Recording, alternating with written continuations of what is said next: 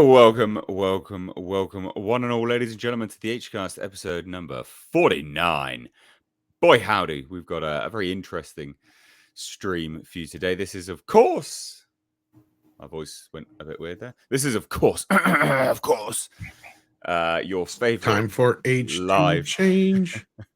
This is your, of course, your favorite live podcast where we talk all things movie news, box office, pop culture, and just general bits and pieces that are going on. If you want to support the show, you can do that with the super chat function. I did actually just throw that in the chat itself. It's a really good way, guys, to support the show, but also get your question, comment read out. And more often than not, they become their very own video.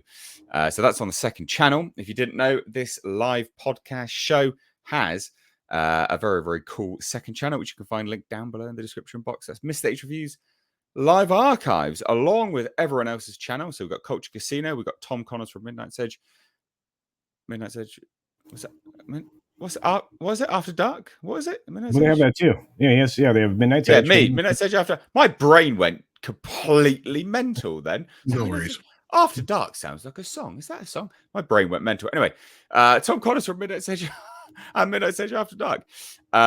So, for those that don't know, we sort of bang on about super chats for a reason, because this stream gets demonetized. So it is literally funded by you for you guys. But I am joined, of course, by my epic podcast co-hosts, and that is Culture Casino. How you doing? I'm fantastic. I'm very excited. We have plenty to talk about, a whole variety of things, not just one thing. So it'll be a smorgasbord. Did I say that right? Kind of like what I'm having right now. Oh, looks like you're eating pizza, Tom. I am, because I'm late. My whole day has been behind. I had a doctor's appointment. Oh, I'm eating my lunch late. Shall we have the epic debate? Pineapple on pizza. Ugh. That's a scientific fact that pineapple goes bad the moment you put it on pizza, and so does the pizza. Exactly. I see. Yeah. There's only one kind of fruit you put on a pizza, friends. That's the tomato. Yeah. And the tomato. It's already trying to pretend to be a vegetable. Yeah, that's true. Yeah, tomato's kind of fake. It doesn't know what it is. It's a fruit. Anyway, it doesn't know what it is. A fruit, but it pretends to be a vegetable. Yeah. Does it? Yeah. Does it? Yeah, it was in VeggieTales. Come on. I say usually it's used in more ways like vegetables are than fruit. I was going to make a President Biden joke about being a vegetable then. But... Come on, man. Oh my. Oh, wow. I have in the video I'm working on now, I have 4 political jokes. I never do political jokes, and they're funny as heck. Well, considering the box office, I think we're getting back to the woke times again, kids. Sorry. Well, you say that. Well, so right. First and foremost, ladies and gents, first topic of the day, because we've got a lot of topics today. Oh, yeah. The first topic of the day. Let's just talk about the box office. We're not going to talk about Barbie as a topic specifically, because you guys are probably bored to death of it. I understand that. I fully get that and appreciate it. But let's just talk about the box office and where we see things moving forwards from there. So, Culture, take the lead on this, bud. What happened with the box office this weekend, mate? Well, we actually had a lot of things that we anticipated happen. We'll start first with the Barbie movie, which is doing rather well box office wise. In fact, it set a bunch of records to the tune of a global open of about, just under 360 million, or right in that ballpark. But as of through yesterday, we're at $382 million globally.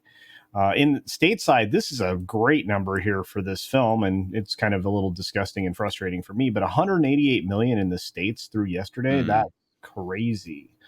So, but it's doing rather well, and, it didn't open to the best. It's not all-time box office ranker, but for this year, so far, it's movie 6 for the year. It's already in 6th place, and it's the all-time as far as toy movies so far. It's second.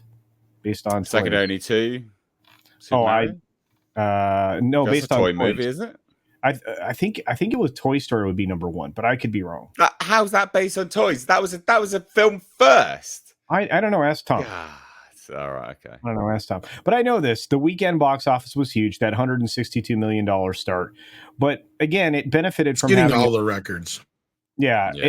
It benefited from a Thursday preview day, which gave it $22 million. And by the time you added that to Friday, it came to $70 million. But as you can see, it's already in decline. right? When you start to look from Monday to Tuesday. Quite a big drop off, actually. I mean, that's not a massive surprise for a 40% drop off, but we are in the school holidays in the UK and things. It did have an excellent Monday, though. Yeah, there's holidays for you guys as well. So yeah, it had a nice Monday. The Tuesday was a little rough, and we already know something about the box office. We know the psychology of the makeup of the primary audience here, which is female, over 70% on average here in the States.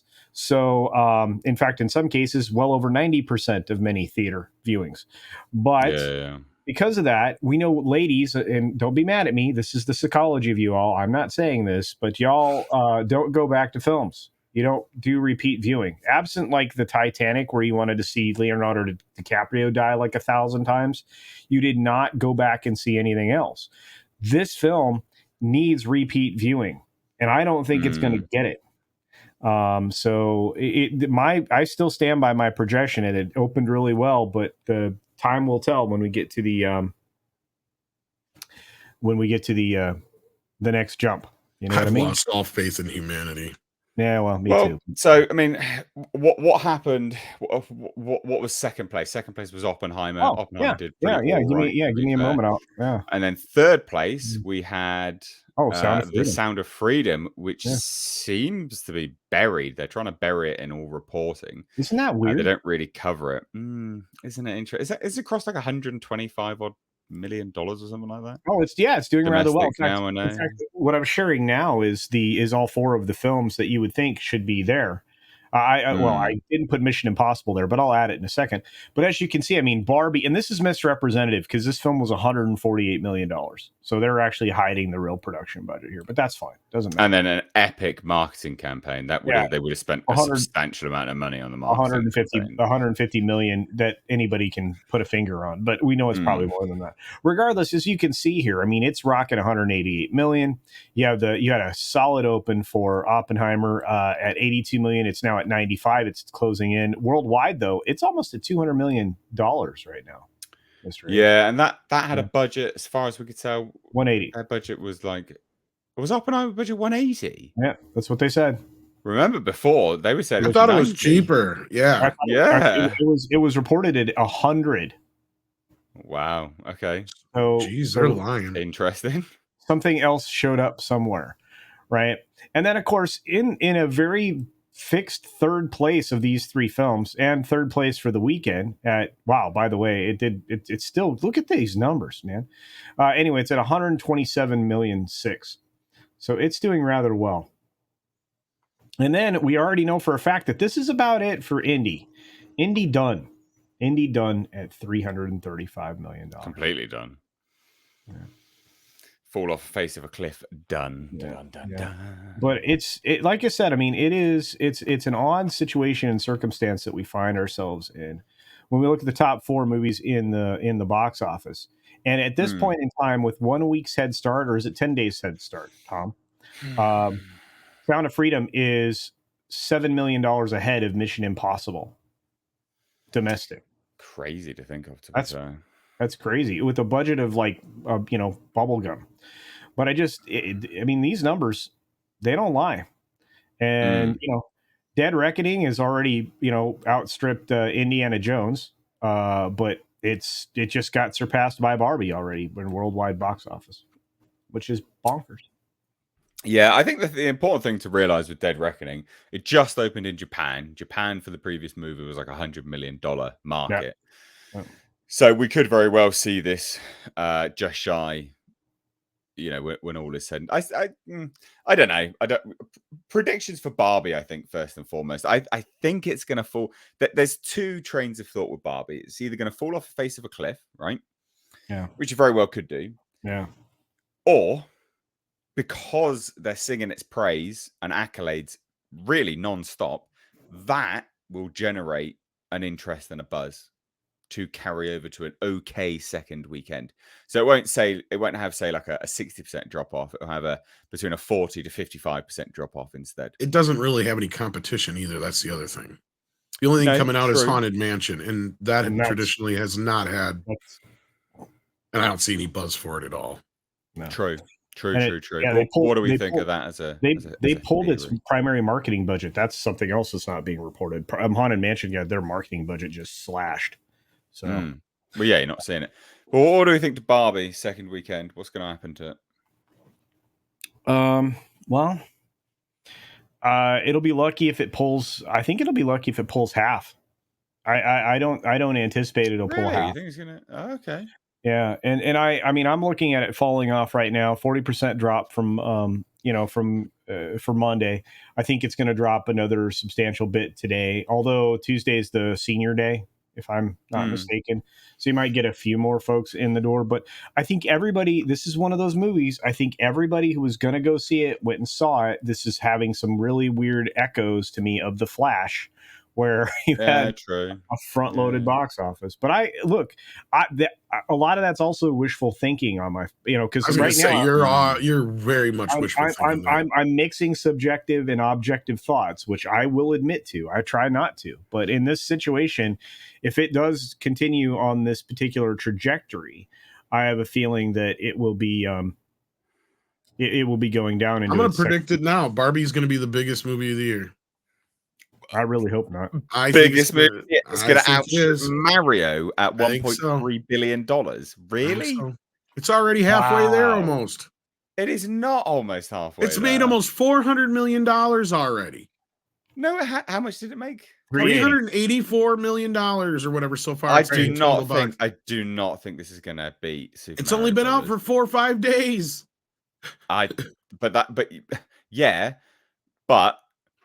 But, and there's a big old but in the room, is that's the sort of perfect storm for the holiday period, right? So that's not unexpected that it's going to have a big opener. It opened, what day did it open for you guys in the States? Wednesday. It opened quite early. Open on Wednesday, right? It didn't open in the UK until the Friday. So had 2 I've been right about everything else so far, but okay. Well, look, I know. I'm just saying. Super Mario Brothers the buzz is not going away. Well, someone says 1.4, 1.3, whatever it is. I can't see it carrying through. It would have to make it would have to make $1 billion on top of what it's already made. Yeah. To beat out Mario Brothers. Well, plus 1.1, 1.2 billion on top of what it's made. I can't see it doing that. Again, the demographic you're dealing with. Again, I could be wrong, right? It made almost the same amount. That's what I'm saying. People aren't really paying attention to that. Well, I know. We talked about this last night. But the word of mouth isn't as divisive. Yeah. It is. Well, Mario Brothers was not divisive in any way, shape, right, or form. Right. But that could also drive more adults to go see Barbie. That's the thing. Yeah. I hope I'm wrong. I hope this thing falls off a cliff. Yeah, you say that. My brother texts me because I've got a niece, and he texts me and he was like, "Oh, have you seen that new Barbie? I'm thinking of taking, daughter. You don't need to know names. Off to see it." And I was like, maybe that's one to probably wait for streaming, mate. To be fair, and I said, look, it's divisive. Some people say it's satirical. Some people say it's very woke, very much down the line of feminism and anti-man and blah, blah, blah. And he was like, even if there's a chance, I'm not interested. I was like, also, my niece is 7. I was like, I think a lot of the references will go over her head. Anyway. Oh, yeah. No. Yeah. Well, exactly. This is what I mean. I was like, you probably don't want to show her that as a reference point for the world at this time. So he was like, yeah, probably wait for streaming. So I think there'll be a lot of people that do that as well. We've got Nick here. Chiming in. What is this? I don't like this. This weird avatar you got going on there. What's this? I was trying out this. That's new Nick's Talk Entertainment Network. Yeah, it was. I was testing out this Streamlabs virtual cam that I've been messing around with. How's it working? So far so good. I mean, let's not get off topic too much. Let's stay on topic a little bit here. But Nick, we're just talking about Barbie and the predictions. Tom's got a hot prediction here, and he thinks that Barbie's going to beat Super Mario Brothers. So it would need to make, because it's made just shy of $400 million, it would need to make about $1.1, $1.2 billion more than it already has made. What do you think to that? I personally don't see it beating Mario, but I can see there being an argument for it. I mean, I'm surprised it even made that much, in its first weekend. So it seems like, and the thing is, the reviews I've been watching from people that I generally watch are also mixed. It seems like there's a divide between people that most of the time seem to agree on movies and entertainment. There's some people that are like, this is woke men hating trash, and other people that are like, it's actually a good movie, who typically would say the same thing. This is woke man hating trash. So, and this is targeted at a specific audience, which is mainly females. And when you put, feminist female agenda stuff into a already female driven movie, I don't think there's going to be as much of a backlash. But beating Mario,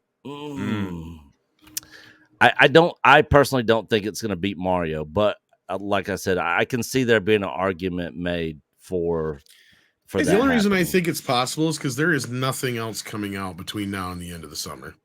Is there not? Not really. Not that's going to really bring any competition to its doorstep. You got Ninja Turtles movie, the Hunger Games movie that comes out in like August, into August. Yeah, no, you're right. Yeah, and then September is also chock full of like meh stuff, basically. What's the age rating for Barbie? Isn't it PG-13? PG-13. So that does kill off quite a large portion of its audience that Mario had, like instantaneously. Mario was anyone could watch it, right? Yeah, that's one of the controversies right now, though, is that this movie did a very poor job of advertising it was PG-13. Yeah, that's another good point, though. You can't take a child to it. That's the but most people don't realize that. That's the problem. Because I saw wall-to-wall kids this weekend. So did most people. Surely that goes against what you're saying. Then that's a black mark against your theory, right? It's a controversy. There's still a market that they can't tap into. Is that not part of that as well? Or I guess I'm the only one who sees what kind of explosion this is going to be. I'm maybe being hyperbolic, but I've been saying it ever since this movie. I saw the movie and people were arguing about it again, because this is like the culture war, but now it's in our backyard, right? Instead of it just being the left versus the right kind of thing, or an us versus them kind of thing, we are actually, I can see this being a domestic issue. Because you go to the theater with a husband and a wife team, they're going to probably both walk out of this movie with completely different takes. Now, if the husband's smart, he's just going to be like, whatever, honey, as long as you liked it. Yeah. But if he actually stops and thinks about any of this movie, like I know we didn't want to talk about a lot of this stuff, but there's stuff in here that I don't even want to get into, because it is just insane that this isn't a kid's movie, but people are still taking their kids to this movie.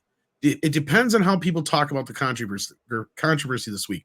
What you have, though, is basically the same kind of folks and people and arguments coming at this, just like they did with Star Wars, Ghostbusters, all that kind of stuff, basically. But they have the trump card of it wasn't made for you. So it doesn't matter what I say, doesn't matter what culture says, doesn't matter what any guy says about this movie, unless it jives with what they want to hear, right? Because then in that case, they'll use it as an excuse or an example. But in this case, I can see, and I would say, well, then it's definitely not made for young girls or teenagers or anybody else, because this is teaching some very bad lessons. You want to fire that thing out there, fire off that trump card, I'll hit you back. But I don't think this is the right direction. Yeah, we're getting off topic ever so slightly. I want box office predictions, guys. I don't see this movie falling off. My whole point is, with all this perfect storm of everything, I do not see this film falling off like most people predict it does. So I do agree that normally women don't go to repeat business. I also agree that normally women don't even go to theaters, period. But this is one of the few times where you're getting both the regular crowd and the woke folk coming to a movie.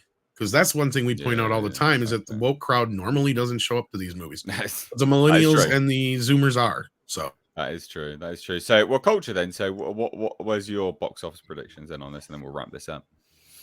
For Barbie specifically, like I said, I think it comes in at around roughly half of its last weekend's earnings. I think I think we'll sit at about 55 to 60 million next weekend for it, for Friday, Saturday, Sunday. Okay. I suspect, and again, I mean, holds true. It would be, again, optimistically, I would hope for a bigger dramatic fall, but you know, I don't see it falling off 65-70% like The Flash. I don't see that coming. I'm hoping for it, but I don't see it coming. Yeah, I would agree with that. Is this a worldwide prediction or just domestic? I'm looking at domestic. Okay. Well, no, I'm doing worldwide. Just it's the overall box office that we're talking about here. So it's worldwide. I want to know thoughts for worldwide because we're not, Super Mario Brothers. It beating Super Mario Brothers is a worldwide. Oh well, then add in. That's what we're talking about here. Yeah, then add in 72 for the worldwide. Worldwide for next weekend, 72 million. Okay, all right. Yeah, I think it's going to fall off a cliff globally. I mean, you already have Asia just ignoring it. The Middle East has decided it's not interested. And, well, they're not. Of course, they're not. That makes perfect sense. Yeah. All right, interesting. Well, we'll see. We will see. Guys, we're going to get to some super chats now. So this show is demonetized 9 times out of 10. So this show is literally funded by you guys for you guys. And super chats are the way to do that. And one of the benefits of a good super chat, whether it's deemed good or not, I guess, is subjective, but they normally actually get turned into their own videos on the second channel. So if you have something interesting for us to talk about and we ramble on a little bit, I think it's something worthwhile and I chuck it in on the second channel as its own video. So if you like what we do here, you want to keep the lights on, literally, because it is funded by you guys, super chats are the way to do it. So we had a few that actually came in before we'd even started. A whole bunch came in at like 8:37, 8:38, 8:39, 8:40, 8:53, 8:56. These are all by the same individual. This is by Addison Smith, who's a massive contributor to these live shows. Hopefully you're still in the chat. But let's get to some of these super chats because they're really decent. So Addison Smith for $4.99 says, are Illuminati party real or are they exempt from the actor strikes, and is Stania for cancer also exempted? I don't know what this is. What is this? I'm at a loss. I'm not gonna lie. The Illuminati, the cult party, I guess he's referring to them. I mean, he followed up with another one. They did a load of them all the same. Oh man, I feel really bad. Addison, you need to refund some of these. Again, this isn't me being a money hungry. I don't know anything about Stentaford cancer exempted. Yeah, but, look, I don't just know. as an FYI, Addison Smith, if you're still in the chat, please do try and refund some of these because you did a lot of them exactly the same. And just goes to show I'm not in it all sadly, for the money, you have guys. to do it, Addison, because we can't refund. Yeah, I can't refund these, and you've done a lot exactly the same. So I would feel really bad taking all of this from. But I mean, we can talk about the strike a little bit. I mean, that is a topic. That's a topic in and unto itself. So we're going to get to that, but we'll forward plan that with Addison. Real quick. I mean, the Illuminati's been featured in obviously the MCU recently. It obviously refers to a cult from way back when that affiliated or aligned itself much with secret societies such as the Freemasons and things like that, which I'm not suggesting here on the stream, by the way. I'm not diving into conspiracy theories, anybody YouTube or whatnot. Just some historical context. And I'm assuming the Stepford thing might be referring to the Stepford situation, like the Stepford wives or whatnot. But as far as who seems to be immune from the strikes, well, we'll get to that when we get to the strike conversation. But there are some people who seem to be, and that is worthy of discussion. So yeah, okay. Yeah.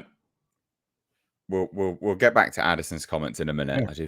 I genuinely do feel bad, actually, to be fair. Yeah. That sucks. Zephyr for $2 Canadian sent a super sticker. Thank you so much, my dude. Doug 1985 VA loves horror for $4.99 says, if Barbie makes $1 billion, even if it legs it there, what will y'all think of the world? I mean, look, at the end of the day, like I'm not going to be surprised if it hits $1 billion because Barbie's a massive IP. Like Mario, it's a huge IP. I would be surprised, and I will look down on the world if Barbie beats out Super Mario Brothers. Same.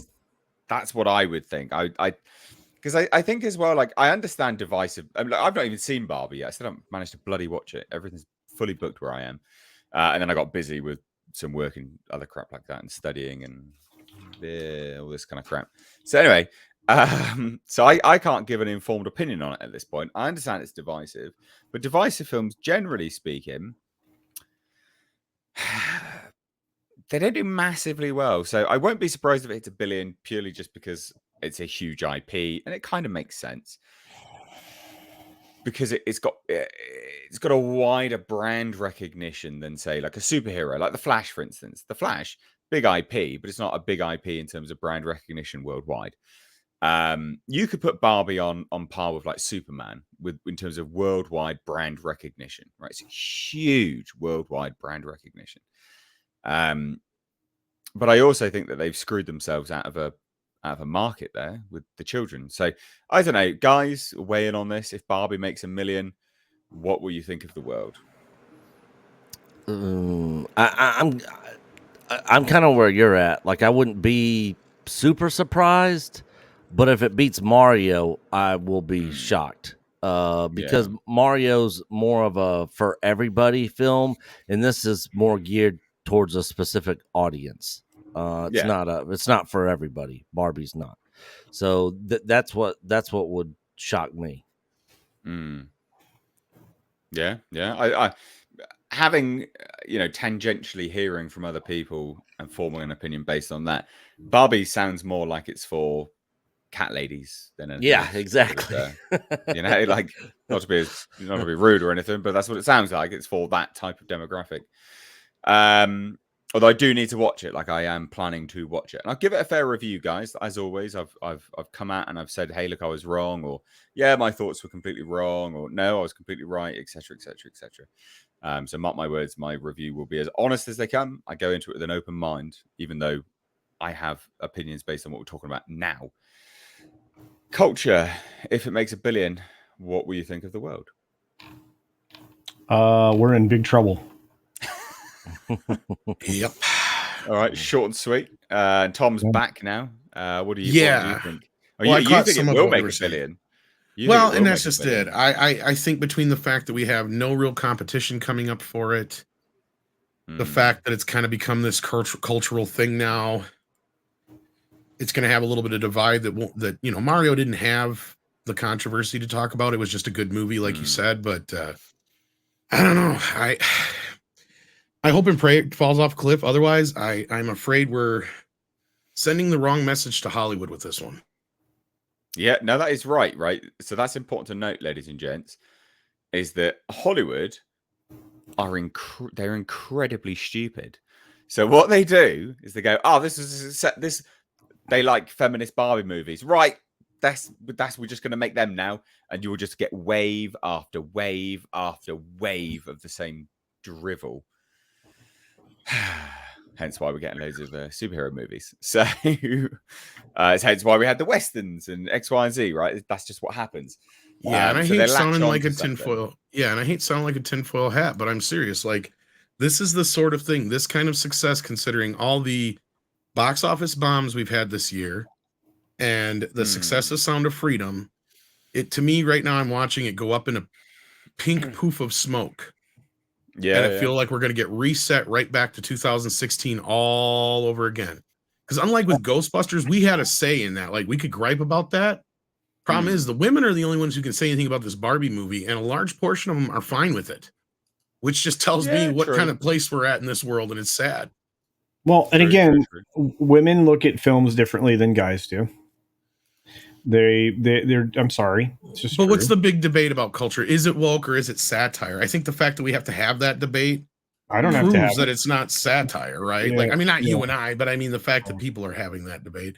Sure, but as far as the numbers go, like I said, I could only react the way I did, which is I would be very worried about the world. But finally, I will say this film Barbie is not charting like Super Mario Brothers. I have no fear of it. I hope you're right, Culture. But okay, I'm just saying it's not charting there. It's not in the right demographics. It's a one if or possibly 2 quadrant movie. It's not a 4 quadrant film. And at this point, I mean, competition or no, it's not headed the right direction. And when I think somebody in the chat called me disingenuous, which is fine, except that anything that sinks faster than 50% is not considered a success in Hollywood.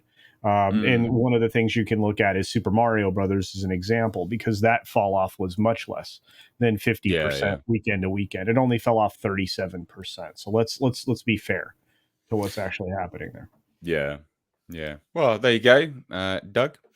Just as an FYI, guys, Olaf Van Ness says we actually got over 600 people watching this stream. Nice. But less than 200 likes, probably up a little bit now. But can we bump that up if you can, like guys? button. Smash that like button like you smash down a beer on the weekend if you drink beer. And if you don't, then just hit the like button, please. It's not for me. I don't care. These streams get unlisted the moment they finish. Yes. It's actually for you guys to get notified. Lots of people know when we run this show now, so obviously we're getting good repeat viewership and stuff. But I still want you to get notified as well, because there's a bunch of people that still don't. So hit that thumbs up button. It's not for me. I don't care. It's just to hopefully tell YouTube to notify you. But thank you so much to everyone who's watching us live today. Thank you so much. I've said it a few times, and I like to take a little moment out here and there just to say thank you so much. I started this as a bit of an experiment. I used to stream by myself, and then I started this as a bit of an experiment, and it's just gone from strength to strength. I mean, we're like we got we've 2/3 more than we started with, basically, in terms of viewership. So we're just going from strength to strength, and I'm really proud of it. And I know everyone on the panel is really pleased with it as well. And you have their thanks as well as mine, I'm sure. Yep. And I'm just putting words in your mouth, but you are thankful, aren't you? Absolutely, I am. Good. Anyway, Olaf Van Ness for €6 says, "What I did notice, writers seem to have seen a different movie compared to non-writers. Example, Critical Drinker, Script Doctor, etc." I don't know. I don't watch other reviews, so I don't know. I can at least say that. Well, me and Script got into it yesterday because he was, and I don't disagree with his take, but what we were getting the argument about was what he's saying isn't in the movie, or at least it's not established in the movie. Because he was trying to say that the movie is from the perspective of like 8-year-olds, right? Wrong. Even the real world aspect. And I said that would be fine if they established it that way. And he's like, well, this and this and this says that. But that would also be fine if it was advertised for 8-year-olds, and it's not. An 8-year-old can't watch this movie. We got into this debate about it, and we still don't see eye to eye on the last part, but we do see eye to eye on certain other aspects. But yeah, the mental gymnastics. But I was fairly. I don't think Greta Gerwig's that fucking clever. I'm sorry. No, she's not. She's not. No, she categorically is not that intelligent. Did she write this one, or was she just the director? It was her and her husband, which they called a collaborator in all the press. Which I was like, "Are you kidding? You're married people. What the flip, man? Are you terrified to let people you're married?" Right. Okay. All right. Well, interesting. John Apocalypse for £2 says, "Some say the political themes in Barbie are satire." Yeah, so we've kind of already covered that, basically. And I just refer to the fact that just what's been stated. Nothing Greta has ever said supports that. In fact, Six is in the chat right now, and she has gone through every single interview that Greta has ever done that she can find about this movie, and nowhere does she ever say anything about satire. No. Well, no, they were. I mean, so I covered some of the. Well, yeah, I sort of looked at some of the interviews anyway. Regardless whether you like the film or not, the interviews were pretty stern and down the line, saying this is a feminist movie. So yeah, and they didn't hide that. No. So but it's a bit difficult to say it's satire, but I mean, I can see how people can view things as satirical, because satire. So when you have satire that pokes fun at everything, right? So take South Park, for instance, right? South Park is satirical about absolutely everything, right? So an example of that is it sort of unifies people behind it, because you're sort of poking fun at something and you're laughing about it and blah, blah, blah, blah, blah. Now, I haven't seen Barbie, so I don't know if this is the same, but satire can unify people if it's poking fun at everything in the same thing, but it can also disenfranchise people if it's poking fun universally within the same format, show, whatever you want to call it. So, South Park's pretty good at maintaining a good level of balance. Like it put Mr. Garrison as the Trump sort of character for a little while, but it's hilarious because they're just poking fun at it, and they're tongue in cheek because they rip the piss out of the vaccine and the left wing authoritarianism and all this kind of stuff. So that they're not actually taking sides; they are, for all intents and purposes, classical liberals and centrists. So I can see why people would potentially, having not seen Barbie, I can see why people would potentially think Barbie is satirical. But then if it's not satirical, because I don't know, this is just theories. If they're viewing it as satirical and it's not satirical, they're almost becoming the butt of the joke, which is a bit of a shame. But I don't know. I haven't seen it. So I don't have an opinion on it, essentially. There you go. Look, and I'm getting taken to task in the chat about, maybe you just don't understand because you're not a woman and you never got a period. Look, I'm going to tell you flat out what this movie's about. This movie is about Tom. That's it. Tom, he's gonna fuck this. I'm sick of this shit because look, I'll tell you right now, this movie's about Barbie breaking up with Ken and getting a pussy. That's what it's about, folks. If you can tell me that it's not the wokest shit in the world, then fine. Go ahead and soak it up all you want. But there's literally a part of this movie where the left and the right are basically being portrayed as the boys being the right and the girls being the left. The boys are literally building a wall. Okay? Not only that, when the guys come back and introduce the patriarchy, the women fall to their knees instantly for the Kens. But they have to be deprogrammed by the Barbies. So they're saying that if you like masculine men, you must be deprogrammed, women. Oh my God. There's so much more. And I'm just scraping the surface here. Right? But it's pink, so it's okay. Yeah, and it's not subtle. That's the other thing. It's not hidden. It doesn't matter. We need to move on. Good Lord. Let's write it back in. So Addison Smith has come in and clarified. He says, I meant Stand Up for Cancer. Is that from the actors' strike? Yeah, I don't know what that is. What is that? Sorry. That's a charitable organization that they operate outside of Hollywood. That's absolutely exactly. I don't think any charitable stuff. No, they're not doing work within the confines of Hollywood. Yeah, you are allowed to, in service of those efforts, still make your appearances. I mean, and it's the same thing in sports, right? Because Stand Up for Cancer operates in baseball and a couple of the other sports as well. So we're very cognizant of that here in the States. And when it comes to those efforts, they are always granted exceptions. Yeah. Otherwise, they look bad. They don't want to look bad. Yeah, you can't be like, you didn't let those people fundraise for some cancer. Yeah, F cancer, I'm on strike. Yeah, essentially, right? So, guys, we do have some more super chats to get to, but we're going to move on to our next topic first, and we're going to get to them. So if you want us to talk about anything, you want us to read out your question, your comment, get to it, etc., super chats are the way to do it. So, ladies and gents, I want to take a little bit of a look. So sidestepping what we've just been talking about with the actors' strike, we're going to get into that a little bit now. And it's comments from individuals in the industry, right? So Hayley Atwell, God love her, is an industry on its knees, she says. But not only that, so we're going to look at these two articles combined. This chap knows a little bit about this stuff. Former Paramount Pictures and 20th Century Fox CEO warns Hollywood is doomed if the strike continues to Christmas. And he actually outlines exactly why. And it is interesting. So I think there's a few things to factor in here. So, before we sort of get to it, for all intents and purposes, the main things people are striking over is AI.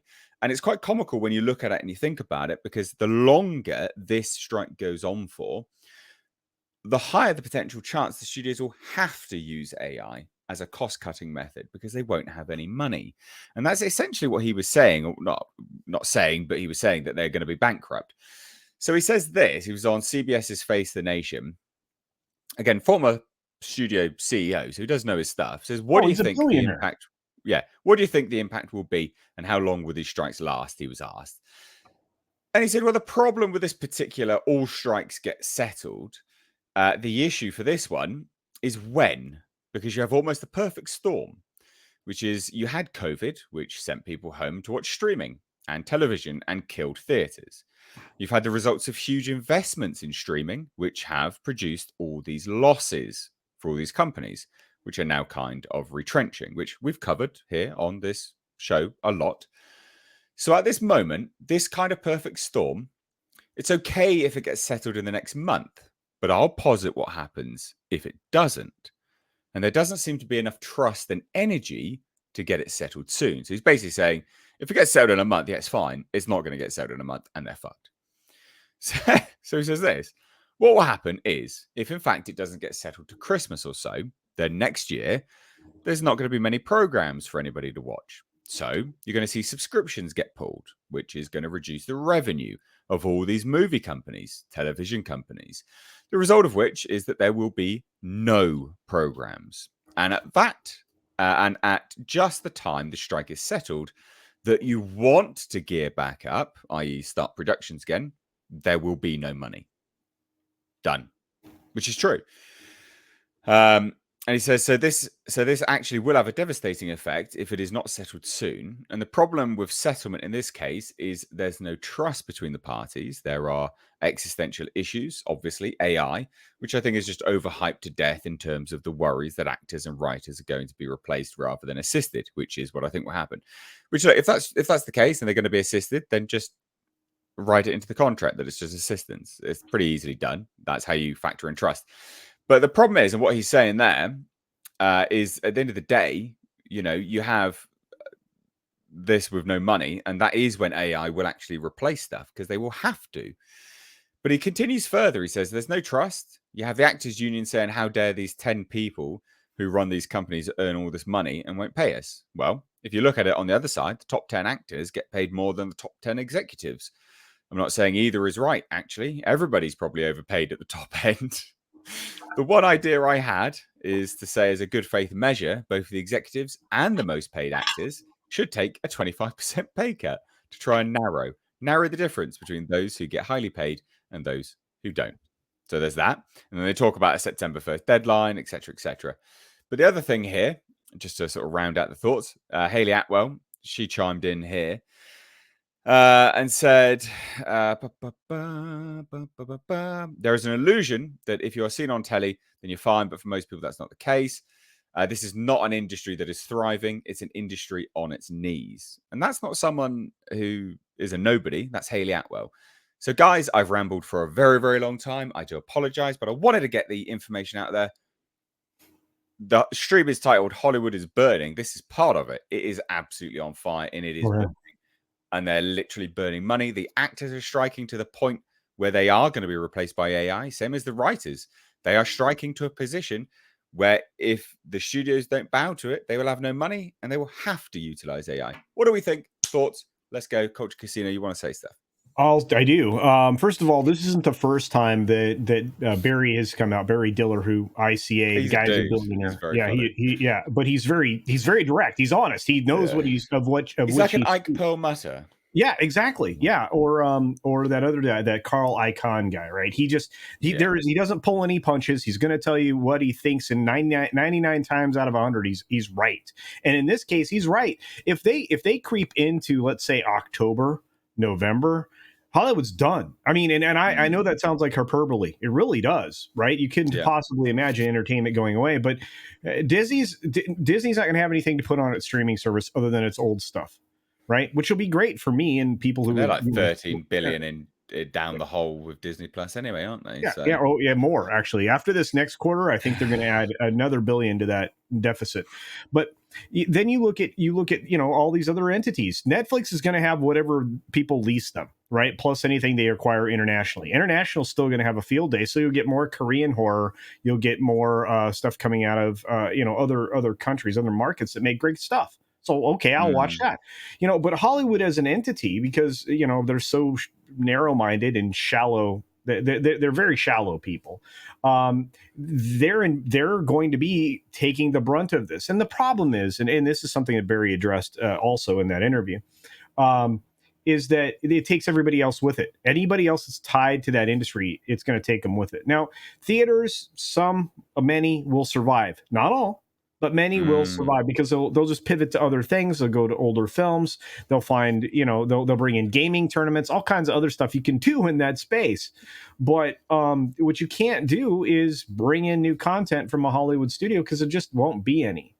We had a shutdown. He's right. The COVID thing, it was very, detrimental to Hollywood overall. And we've been bearing the brunt of material that has been, at this point, in cases 6 years old.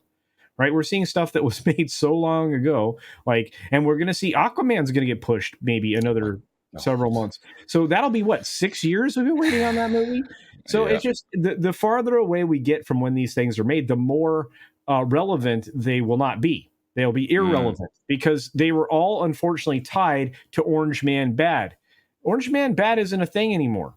Okay, and this is the problem. You the minute you tie it to something with immediacy, you will it'll make it irrelevant very quickly. It has the staying power of a bad piece of chocolate cake, and if you don't eat that thing in 3 days, it's stale and hard and inedible. And that's what's happening with a lot of this material. So there are many factors here, but Diller's 100% right. And I think your assessment with the title of the stream was accurate. They're on fire. They're not making money. Barbie notwithstanding, and perhaps Mario, and maybe in the end, Mission Impossible, although I'm having less hope for that at the moment. But this is not going to be a year they're going to go back at and go, this was one of the best years in cinema history. No. Oh, my God, no. It's 2018. 2018 is still the best year in cinema history, and 2019 is the second best. And that's it. And I think as well, so you've got to remember, because loads of people are like, yeah, let it burn, blah, blah, blah. Sure, fine. The main people that you hold contempt for, absolutely, yeah, let it burn. But this is one of the biggest exports that America has. That's important to consider. It's a huge industry, and it facilitates an awful lot of jobs that you don't see, that you won't, that you won't necessarily think of when you say, yeah, let it burn. And these people don't earn a living wage. They don't earn enough to just be alive, and they have other jobs as well. And these people can't actually pivot, because I said this in one of my other videos, is that because a lot of people are like, yeah, well, great, loads of indie films are going to come up. Yeah, sure.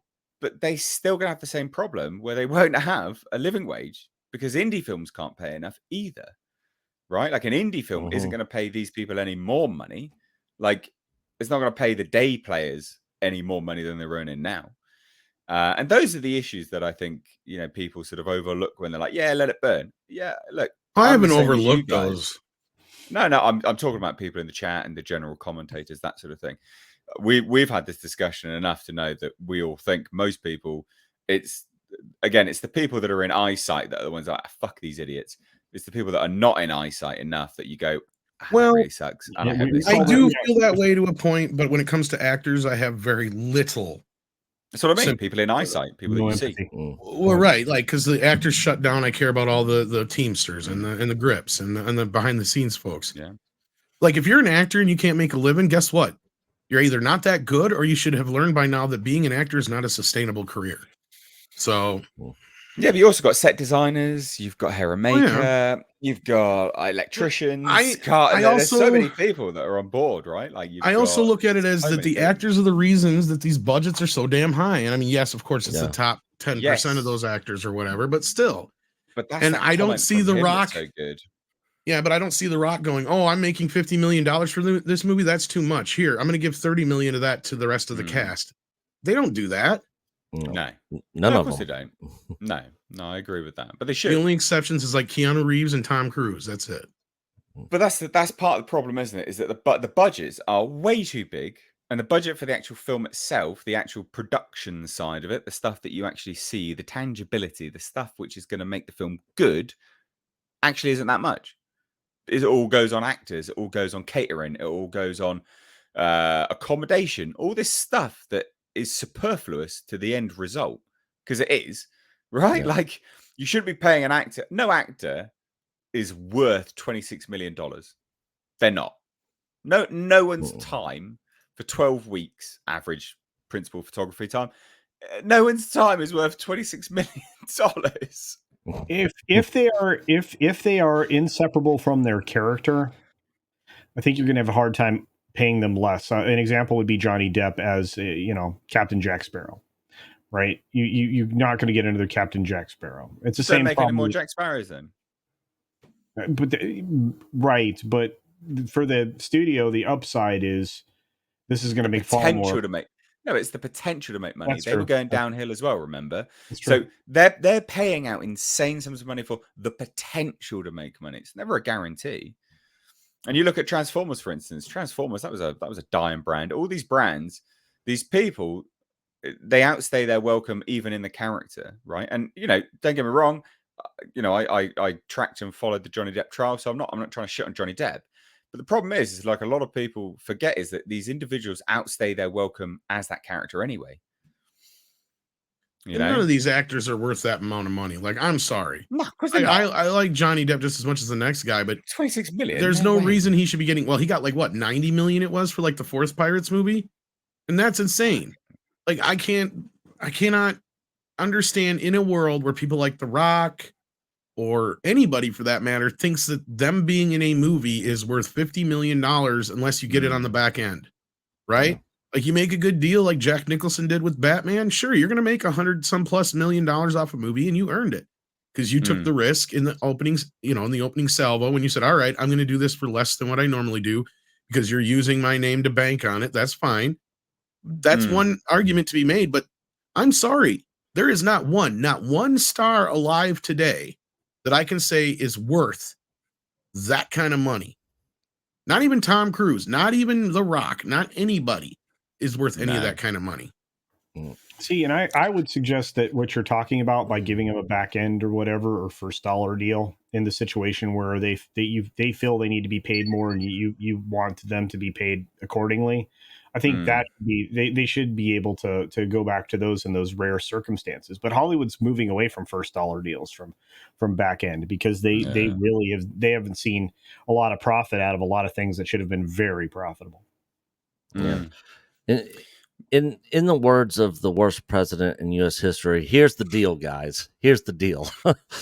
The thing is, if these actors would come to some sort of agreement, first of all, the studios, I think, should take a page out of Gareth Edwards' book with this movie, The Creator, that he's doing, where you are shrinking the budgets of these films, and then come to a point with these big time actors, the ones that want to get paid all this money, and say, look, if you guys are willing to take this massive pay cut on the front end, so that we can pay everybody else more money, and then if the movie does well, we'll pay you extra on the back end if it does well.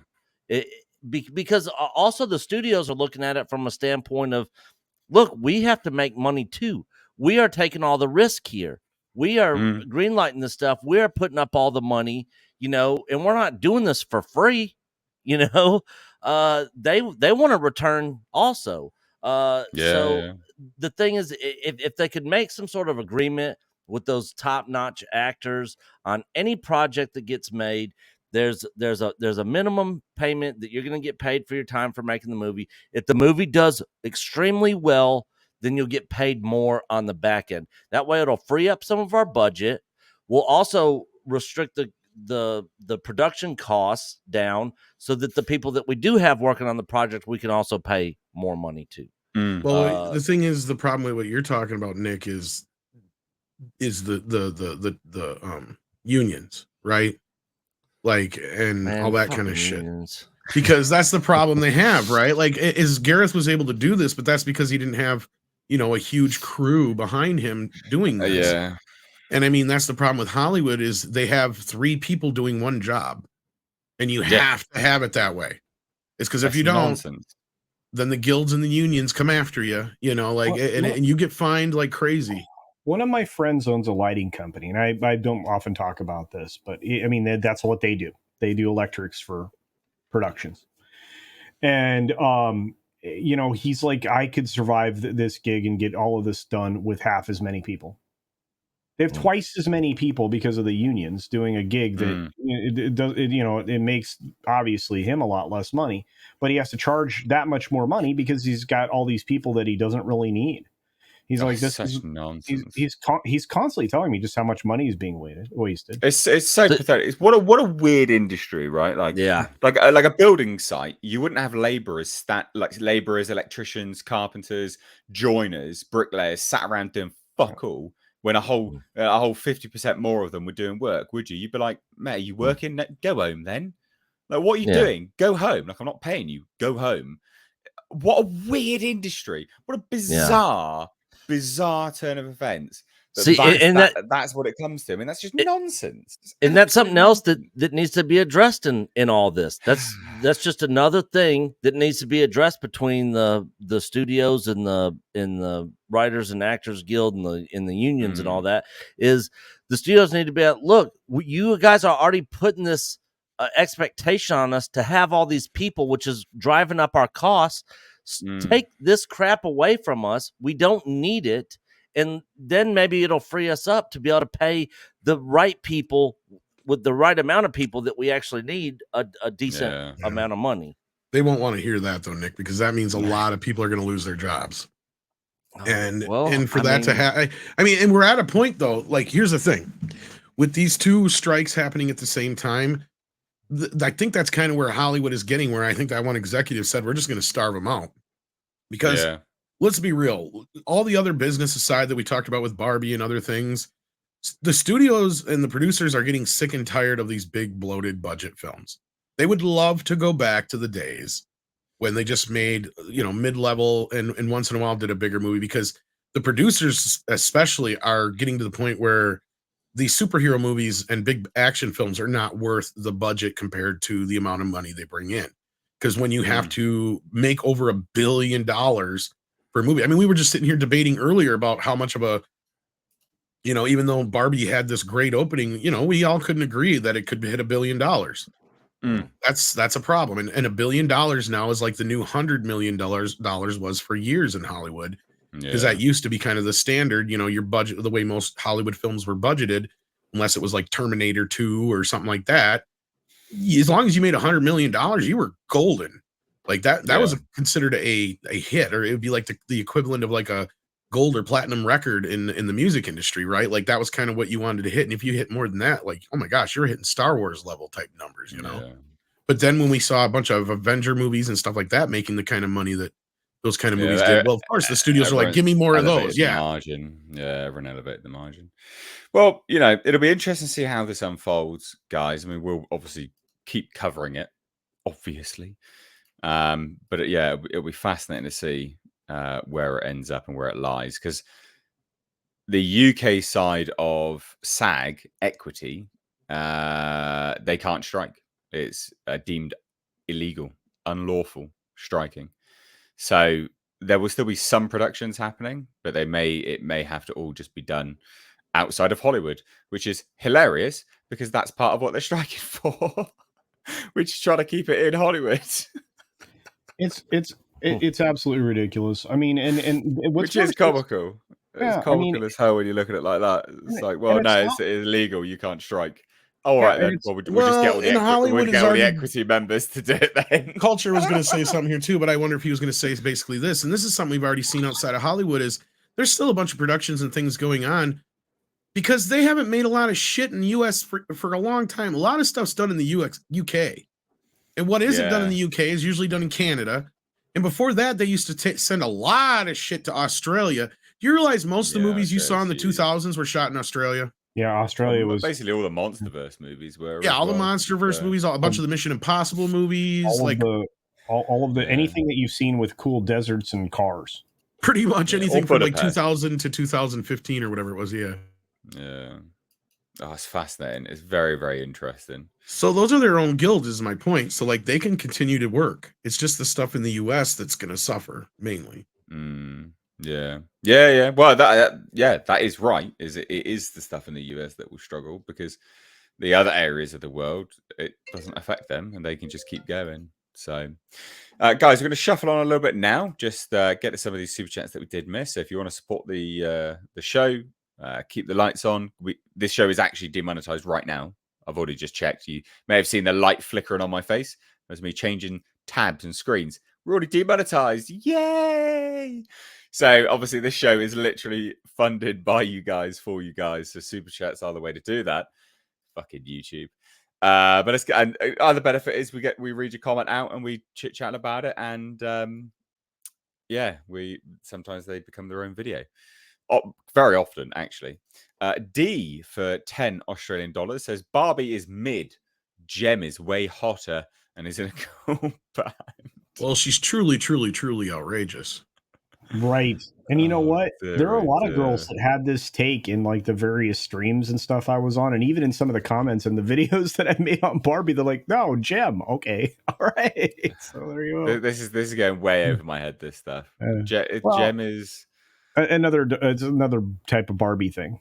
a fucking doll. Yeah. All right, that's cool. Talking about dolls. Well, right, and I mean, Barbie was actually suffering until this movie came out. Since in 2014, they had hit rock bottom sales for Barbie's history. They'd actually managed to kick that back up. I mean, they did, but like that's the thing is they were losing out to things like Monster High and Bratz and some of these other dolls that were coming out. Yeah. Brandon Dvorak for $10. I think I've said that right. I might not have. Says, I feel like the word woke is way overused. For example, Hulu Hellraiser was not woke. Little Mermaid was not woke, but stuff like Velma was. So a few things. Hulu's Hellraiser, I would argue, wasn't woke because it was true to the source material. And I would say it had about 10% wokeness in it, but otherwise it was good. Yeah. It's in modern day.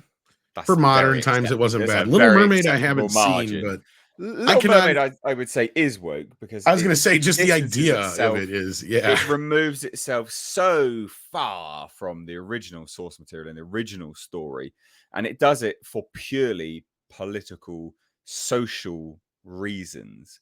So that's when I think it falls under woke. Velma was undeniably woke, absolutely, but I think what happens, to call something woke is either at its inception point, if it's a brand new IP, it's doing it for like a social engineering level. So it's trying to manipulate and adjust people's sort of perspective on the world. That's kind of woke. Or it pokes fun at certain bits and pieces and tries to highlight other things. Or just, there's many, many layers to it. Hellraiser, you can argue for all intents and purposes, has all the layers of something that's woke, strong female leads, androgynous trans actor in the role of Pinhead, etc. And all those arguments are valid, but it is true to the source material, which was created many, many, many, many, many fucking years ago, way before we had all this sort of social political stuff going on now, which is where I think you can't say it's woke. Because it's true to the source material and it is literally what it's supposed to be. And it's not for any sort of social engineering levels. It was, the idea of Pinhead being this bizarre androgynous being. I mean, it was for that. It was actually for a horror factor. It was to be like, what the hell is this thing? That's what it was supposed to be for. It was this sort of unidentifiable, intangible being. So, yeah, thoughts on that, guys? I thought it was fine. I didn't think it was as good as the original. I mean, I didn't mind some of the changes. I guess my biggest gripe would be that just how cheap it felt. Sadly, we're talking about woke in general, like Hellraiser. Yeah, but as far as like the woke parts, no, like Velma was so woke that it made woke people go, okay, that's enough, right? And I was hoping after I saw Barbie, that's the way women were going to react to Barbie, but they didn't. Sadly. Little Mermaid, on the other hand, yeah, I agree with you, Nate. Just in the idea, the inception of changing the story the way they did is woke in and of itself. Yeah. But I also agree with Hellraiser. It was an androgynous character, and if you want to kind of separate it a little bit from the original, that's fine. I mean, as far as like the reboots go of horror films, it did that. Doing that aspect of it, I didn't have a problem with. But the thing is, in the book, Pinhead is full androgynous, basically. Like they had literally no idea what it was in the book, and it's spelled out in that way. It's supposed to be. I have no idea what this thing is, right? To me, it's just you have like it's a Freddy effect, right? Though, because what's his face just kind of created they embody the character out of whole cloth. They make it their own, yeah. So but I mean, in this sense, like they didn't try to copy that Pinhead in a sense, so like I didn't have a problem with it. It's like you said, it's closer to the book, it's its own kind of iteration of it, So yeah, I wish they would have just stuck to the story a little closer. I would have rather just seen a more faithful rendition of the book, maybe. Perhaps. Yeah, it's true. Culture, you want to chime in on this? The word woke overused. Okay, woke's overused because a lot of people use it interchangeably with other similar or what they believe are similar or the same word, which intersectional would be a word to throw into things. See, Little Mermaid suffered from identitarian politics, which is different. They're all part of the same like bubble of neo-Marxism. But woke is one thing, intersectional is another, and identitarianism is what primarily Little Mermaid suffered underneath. Velma is all three of those at the same time. It is probably one of the most classically woke intersectional identitarian political propagandist cartoons ever made. So, but understand those are all in that same framework of neo-Marxism, and that's what this is. It's the soft version before the hard version of cultural revolution. Everything that's happening right now, if you pay attention, with all of this stuff, men can be or girls can be men, and all of that stuff is the same thing that happened before Mao seized power by basically telling women they are equally men and dressing them the same and all kinds of other stuff that was happening back then. So if you do a little bit of research, you'll understand, what that is. But they're all different terms with slightly different meanings that fall into the same category. So there you are. Yeah. Nick, I don't know if you're back yet now, buddy. I don't think he is. I think he's still busy. I can speak for Nick. I haven't seen Hellraiser, and Little Mermaid looks so woke. I wasn't going to go see it. And yeah, and Velma looks stupid. Chill streaming later. Streaming later. That's Nick's thoughts. Catch me on the chill stream later. Anyway, Xeno 426 for $4.99 says off topic, Mr. H. But have you seen the video of alternate endings for Prometheus? I have. Yeah. What alternate ending do I think? A lot of that stuff's kind of made up, like in terms of alternate endings. There's been a whole bunch of them that have been thrown out and good. There's been a whole lot of. How'd I do? Good. Pretty good. There's been a whole lot of alternate endings in terms of Prometheus. Some of them are completely entirely made up. If you get the original script, that is the original alternate ending. So I'm not going to speculate on all the others because a whole bunch of them are just. Prometheus started a fight. Weren't you even a part of that, Nate? Because it was like me, Andre, and I know Gary Tunnicliffe were in on it. We were talking about Ridley Scott and how overrated he was. It was this big disagreement between us all. No, my main points were how he just basically. I said, I think he's massively overrated. Yeah. Okay. So I don't even know if I think we just talked to you about it was why, but because Gary was like going on and on, and I'm like, look, Prometheus and Alien Covenant are all the proof I need to show you how much an egotistical maniac this guy is. Besides the fact that he can't do one edit of a film.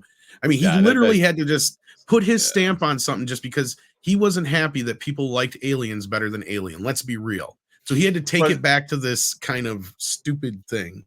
Well, so the thing is that there's a few interesting things. Is that Prometheus, the idea of Prometheus, is actually based conceptually is actually from one of the producers of the film. It wasn't actually Ridley Scott's idea.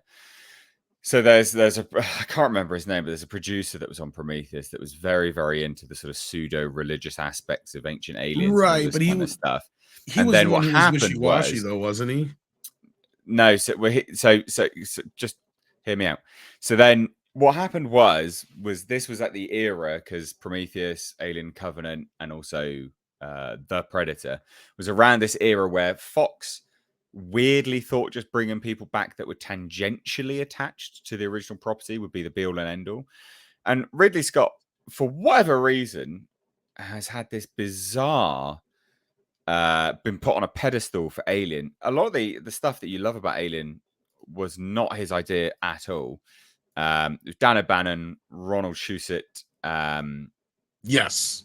That they were the people that made it. Like, and then you had the producers as well, right? They were on board and they suggested things like, well, what about an android or this, that, and the other? Dan O'Bannon even Giger wasn't brought on board because of Ridley Scott. There's so many things that were nothing everything that you yeah. like about Alien, right, in terms of the story and those elements that you look at and you go, wow, what is that about? They had nothing to do with Ridley Scott. Actually, literally nothing to do with Ridley Scott. The look of Alien is Ridley Scott. Ridley Scott's a fantastic, absolutely unmatched cinematographer. He makes things look beautiful, but story, he's dog shit with. And so then when he started getting final say on story with things, so someone would go to Fox and a producer, this is the story of Prometheus basically, and go, right, here's the story that we want to make. The producer would be like, yeah, sure. And Fox would be like, yeah, sure. Well, let's get Ridley Scott on board. And then he'd start getting say on story and approval and things. And then that's when it all falls apart and goes to shit. So yeah, he's massively overrated. Anyway, there you go. Well, no, and that kind of goes along with my point was like, I remember them going back and forth. It is going to be an Alien movie. No, it's not going to be an Alien movie. It is, and it is. And as far as I know, a lot of that was Ridley's fault. And going off of what Morlock is asking me in the chat is like, I'm not comparing Alien to Aliens. My point is a lot of the mythology and things that Alien came from Aliens, not Alien. Yeah. And I feel like Ridley was trying to take it back and make it his own again. And in the process, basically made this very convoluted prequel that undone what made the Alien scary in the first place. And then the second Alien Covenant film was just his piss poor remake of the original film, in my opinion.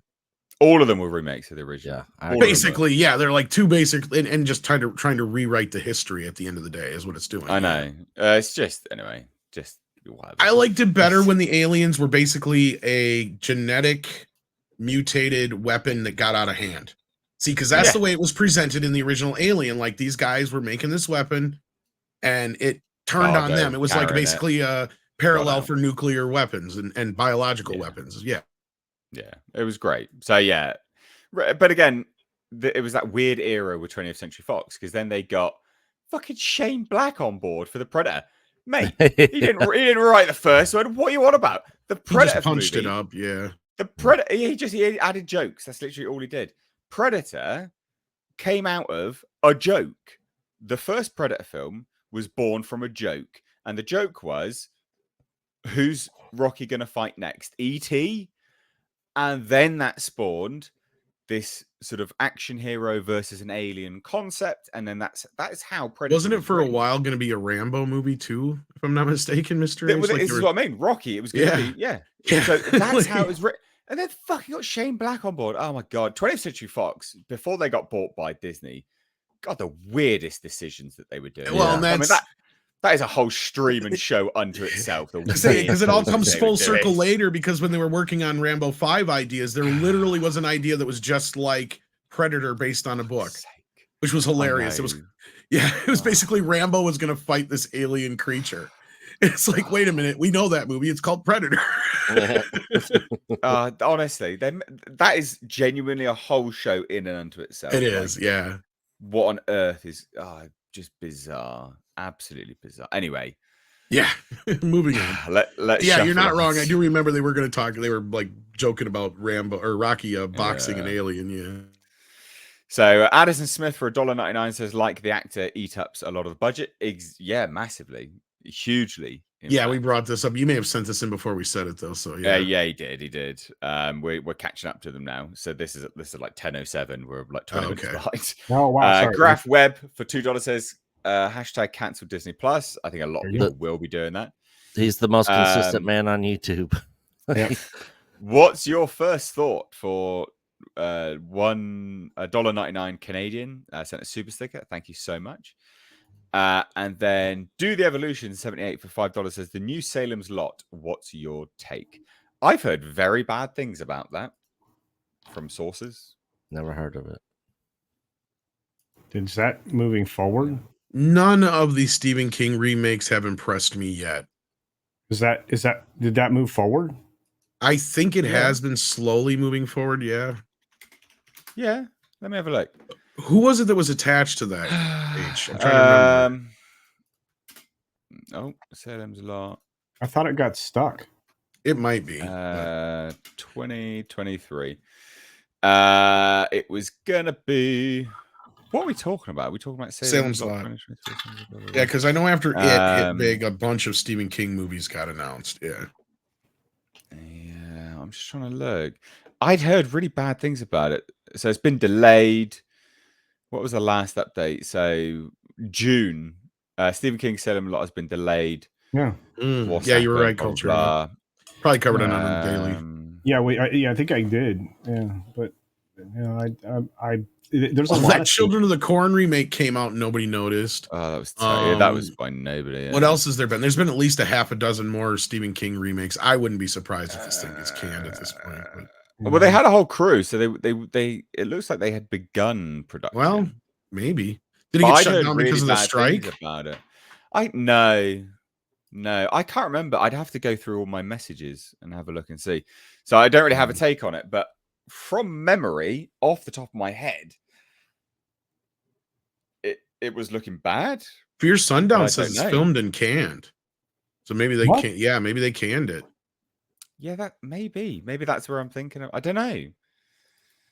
I mean, that's the thing is after, like I said, after it came out, a bunch of these remakes have been coming out now and other King stories. And outside of, I think, Boogeyman, none of them have done any good. And Pet Sematary did okay. To where they're doing a fucking sequel. Did you see that, Mr. H? They're doing, or it's a prequel. I'm sorry. A prequel to Pet Sematary. I'm like, really? I didn't think that movie did that well. It annoys me so much. Hollywood. Again, this is what I mean about Hollywood. They'll do the same thing with Barbie now. They latch onto something. So they go, one Stephen King movie did great. Let's just make 100 of them. Yeah. Fucking, there are other writers out there that are better than Stephen King. Fucking mind their work, for goodness sake. Exactly. It's especially when you've had so many of the quintessential versions already done, right? Like, look, and I've seen some of you guys already say this in the chat, so I don't think this is going to be a very controversial thing to say. Stephen King is very overrated, but he does have like 10 books or stories, however you want to put it, to where they feel like they're not so much from him as they were this entity that just worked through him because they seem like stories that just always existed, right? Like it's called Cocaine, but like it feels like a story that's just always been around. Carrie feels like a story that's always been around, for example. But every time they remake them, they turn out like shit. But the originals, you had De Palma work on the original Carrie. That's why I think that one worked. Same thing with Christine worked because of John Carpenter. You know, you had Creepshow, had all those people working on it. The Shining. The Shining, Kubrick of all people. And that's the thing. This guy argues with Kubrick. Man, it's like, look, Kubrick, I'm sorry, dude. The Shining movie's better than your book. Your book's kind of boring at the end. Yeah. It's just, I'm sorry. It's not. You don't argue with Kubrick, for fuck's sake. Why would you try to remake? Even Tommy Lee Wallace made the original It miniseries and did it brilliantly compared to the new version, as far as I'm concerned. I'm sorry if you like the newer versions. I just thought it was not done as well. And so unless you get a really strong horror voice behind these, then I don't think they're going to work. Yeah. Let's shuffle on now to a fun little topic. We talk about Hollywood burning and on its knees. We've got some more topics on that specifically, but the comic industry is burning and on its knees as well. And hilariously, Dark Horse Comics reveals manga is 1% of their output, but represents 60% of their sales. And I wonder why. Wonder why. And what's that there in the image there? Oh, that's Berserk, isn't it? What we got here? 3 volumes. Anyway, look, let's just have a look at this real quick. So Dark Horse Comics Senior Director of Licensing, Michael Gombos, I love Dark Horse, recently revealed that the publisher's manga offerings makes up 66% of the company's sales, despite being only 1% of their output. Maybe you should increase that, buddy. Like you think, wouldn't you? God, I fucking love Berserk. During an appearance at San Diego Comic-Con, as part of the founding translation journalist Deb Aoki reported that Gombos relayed during the panel, it's important to remember that manga was made for Japanese readers. At Dark Horse Comics, manga is 1% of our output, but represents 66% of our sales. Which might be made for Japanese readers, but Western people don't like Western comics. Gombos wrote because the people that read comics aren't, in terms of the Western mindset of Western comics, being super woke. So the people that read comics from the West are more culturally aligned with the conservative nature of Japan. That's what it's telling you. That's literally what it's telling you. Fucking. Anyway, Gombo's revelation comes after Embracer Group revealed that Kentaro I can't butcher that name. Berserk manga was the highest selling print property in 2019, 2020, and 2021 at Dark Horse. And then also the third most sold property in 2017 behind Zelda, Overwatch, and then Zelda, Super Mario, World of Warcraft. Basically, all this shit massively sells, hugely sells.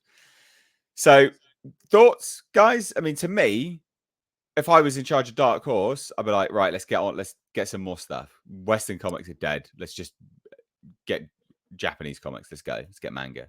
That's what it says, isn't it? If I was in charge of Dark Horse, I'd go back to Dark Horse of the 90s.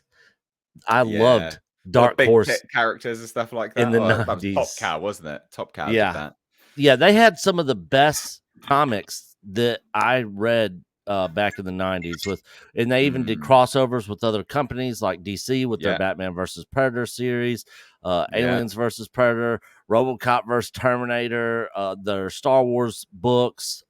Dark Horse was probably one of my favorite comic books companies in the 90s. But modern day comic book companies have really just fallen off tremendously. And in this manga stuff, it seems to be taking over. That's because everything that most of the mainstream comic book companies are doing now is just a bunch of trash, and nobody's interested in it. And so if they're seeing that it's 66% of their sales, you'd think that there must be doing something wrong with their other stuff, and they might want to either do better or start putting more of that content out that people are actually enjoying. I mean, Rippa, Eric July, he just hit over 2 million, by himself as an independent, not associated with no comic book company other than himself. I mean, the writing's on the wall for these comic book companies, and this has been going on for a long time. So, the comic book companies themselves are owned now by Hollywood companies. Yeah, true. So, I mean, it's no surprise that these, the Western comic books, DC, Marvel, are completely dead. But all that this tells me is that there's a massive disparity of thought between the owners of the comic books and then the readers of the comic books. So the owners of the comic books are individuals, again, Hollywood companies, and they're trying to promote current Western political ideals, which are obviously, heavily sort of left-wing and woke, whatever you want to call it, through their comic books. And the comic books are falling flat on their ass because the readers, their train of thought is, well, more of a conservative mind. I mean, like you said, Eric July, 2 million. The highest selling stuff in terms of comics is manga anyway, and Japan is heavily conservative in that sort of nature. Mm-hmm. I mean, it's a fucking no-brainer, isn't it? Why would you not pivot? Just pivot, god damn it. And I still buy comic books even to this day, but all the stuff I buy is old stuff from the 80s and the 90s. I used to read 2000 AD, but fuck me, they went to complete garbage as well. And they were really good. They used to poke fun, satire at everything. They were super, super good, but no, terrible. They've gone to complete shit now as well. Awful. Culture, you look like you wanna say something there, bro? Manga's probably the only last pure art when it comes to the comic feel that I enjoyed when I was younger. And I think that Dark Horse, while they are giving you the information that you need to know, I think at the same time they still have a few things that they're stuck in with the modern storytelling and art and stuff like that. A lot of modern stuff, the modern books and things like that, it just don't capture my interest because the art style is terrible. That's why I've gone strictly to independent stuff. So I bought Jason Sandberg's, Jupiter and stuff like that. I thought Berserk was very good looking. And again, that's Dark Horse. There's a handful. There's a handful out there that are still probably worth picking up. But I mean, I at this point, I mean, I have very strict taste in anime now too. So it's just, I think I represent the new audience, which is I'm very selective in what I pick up, Yeah, I can believe that. And just to clarify, I didn't mean Dark Horse needed to pivot. I meant DC No. and Marvel needed a Yeah. pivot. Oh Like, yeah. the companies that are absolutely failing and bombing out their Right. bumhole, those are the ones that need to pivot. So I thought that was an interesting one. Like I said, Hollywood burning, they're part of Hollywood for all intents and purposes. Marvel DC is part of Hollywood now. Tom, you got anything to add to this, bud, before we shuffle on? I'm not much of a comic person anymore, so I have my God, very you little just that. Manga is not even my thing or anything like that, so not really. But I agree Fair with you guys as far as the most part. So yeah, I don't. I can really add to it. Sorry. No, it's all good. It's all good. Well, let's shuffle on now. So from Addison Smith for $4.99 says, "Do you think that the world is an idiocracy?" For the movie Idiocracy. Like toilet water. Yeah. Get me off this planet now. We're living in a clown. That's clown where we're at. world. Clown Clown world, world. guys. Please Yeah, do. that is- Yes. There goes Living in a Jasper. He's clown smart. world. Yeah. He's gone. He's like, up and away I'm out of there. Screw to this. infinity and beyond. Side note: you can buy this down below in my Teespring store. Although I would not recommend it because it's incredibly expensive. But if you Yeah. do like this design, you can buy it on a T-shirt. What's funny Or is it looks like that moon is orbiting me. What moon? Oh, Moon. yes. So I didn't even see it 'cause I thought it was part of your avatar. Yeah, it does. Sorry. Oh, that's hilarious. That is very funny. Anyway, shuffling on now. Addison Smith for $4.99 says, Mr. H, do you think the Alien TV show will be moved to FX on cable? It is an FX show. That is the TV show. It is an FX show. So yeah, it is. It'll be on Hulu eventually, though, right? That That might be where the there's- confusion comes in. Well, it was always advertised as an FX show. Like it was on FX. The FX boss was talking about it. Trying to remember. I swear there was a brand that said FX Hulu, though. Let me look here. I have not. Maybe that's Disney moving further down the line, knowing full well they've got to buy Hulu, so they're just going to incorporate the two. Well, I brands. just think, yeah, it does. It says Alien, currently in development, FX on Hulu. Yeah, Oh, that's what I was Okay. saying. Yeah, here I'll show you. maybe just so they you pushed think I'm not FX. crazy. they pushed FX to Hulu then. Maybe. It says FX, Hulu, and Disney Plus. Well, That's probably not gonna be Disney on Plus Disney outside the Plus. US. I bet that's why. Oh yeah. Okay, well there you go. But it is an FX production. Interesting. Never mind. That it is. Yes. Which is owned by Um, Disney, right? Yes. Yes. Yeah. As of now, unless they sell it. Yeah. Yeah. Dash Attack says, Mr. AJ, are you hopeful for the last voyage of the Demeter being good? Also, the OG Salem's not as terrible. Me and my father could not finish it. Look, last voyage of the Demeter, it's got all the. It looks pretty decent. I'm not going to lie. It looks all right. Yeah. But I don't want to talk about it too much because it's a Universal production. And I couldn't do a trailer reaction to it because Universal are bumholes, and I don't really want to promote their film. But I'll review it, and if it's all right, I'll let you guys know. They're no worse than it. Warner. I heard they're Scott supposed to be Hughes- getting better with that, though, Mr. H. But anyway, go ahead. Universal. No, Universal are fucking No, terrible. just Never all react- of them in general. No, never react to anything to Universal because even if they don't get it at the time, they'll get it further down the line, and they will strike your channel and try and take. No, but Culture fucking knows what assholes. I'm talking about. I think because now they're issuing licenses for the trailers and stuff. Because didn't you say Comics was showing something and he had this weird thing pop up where it was claimed and then all of a sudden it got a license deal through the. So maybe they're forcing the studios to do something like that. I'd have to. You're muted, Culture. Oh, I just figured that out. Yeah, there's some weird stuff going on, but I think it's only for select trailer channels. I don't think it's. I don't know why Comics had that pop up, but I don't know. It was like an exemption thing. Yeah. For all intents and purposes, don't do anything with Universal, basically. Scott Hughes for $5 says, anyone heard of the film Without Warning from 1980? It is almost exactly the same story as Predator. It even has Kevin Peter Hall in the alien suit. I've not heard of that. Have you heard of I've that? not heard of it. Not offhand. Without Warning. Unless it has a different title. I don't know. I have to Google that. Addison Smith, are you talking about his books after the coma? I'm assuming this is all about Stephen King. No, he's been in general before that. He literally only has a handful of books or stories that I feel like are really, really good. And they've all pretty much been made into movies thus far and almost done very well. Especially all of his non-horror stuff. They'd be dumb to ever try and redo Stand By Me or The Green Mile or especially Shawshank Redemption, which is considered by some the greatest film of all time. So, I mean, you'd have a hard time trying to redo those again for sure. Yeah. Warachi for $5 says, "Here are some shekels for the channel, and for you to be blinded by the glorious sheen of Culture's flowing locks and beard. Hail, Nick and Tom." Hell, Hail. Thanks, Dees.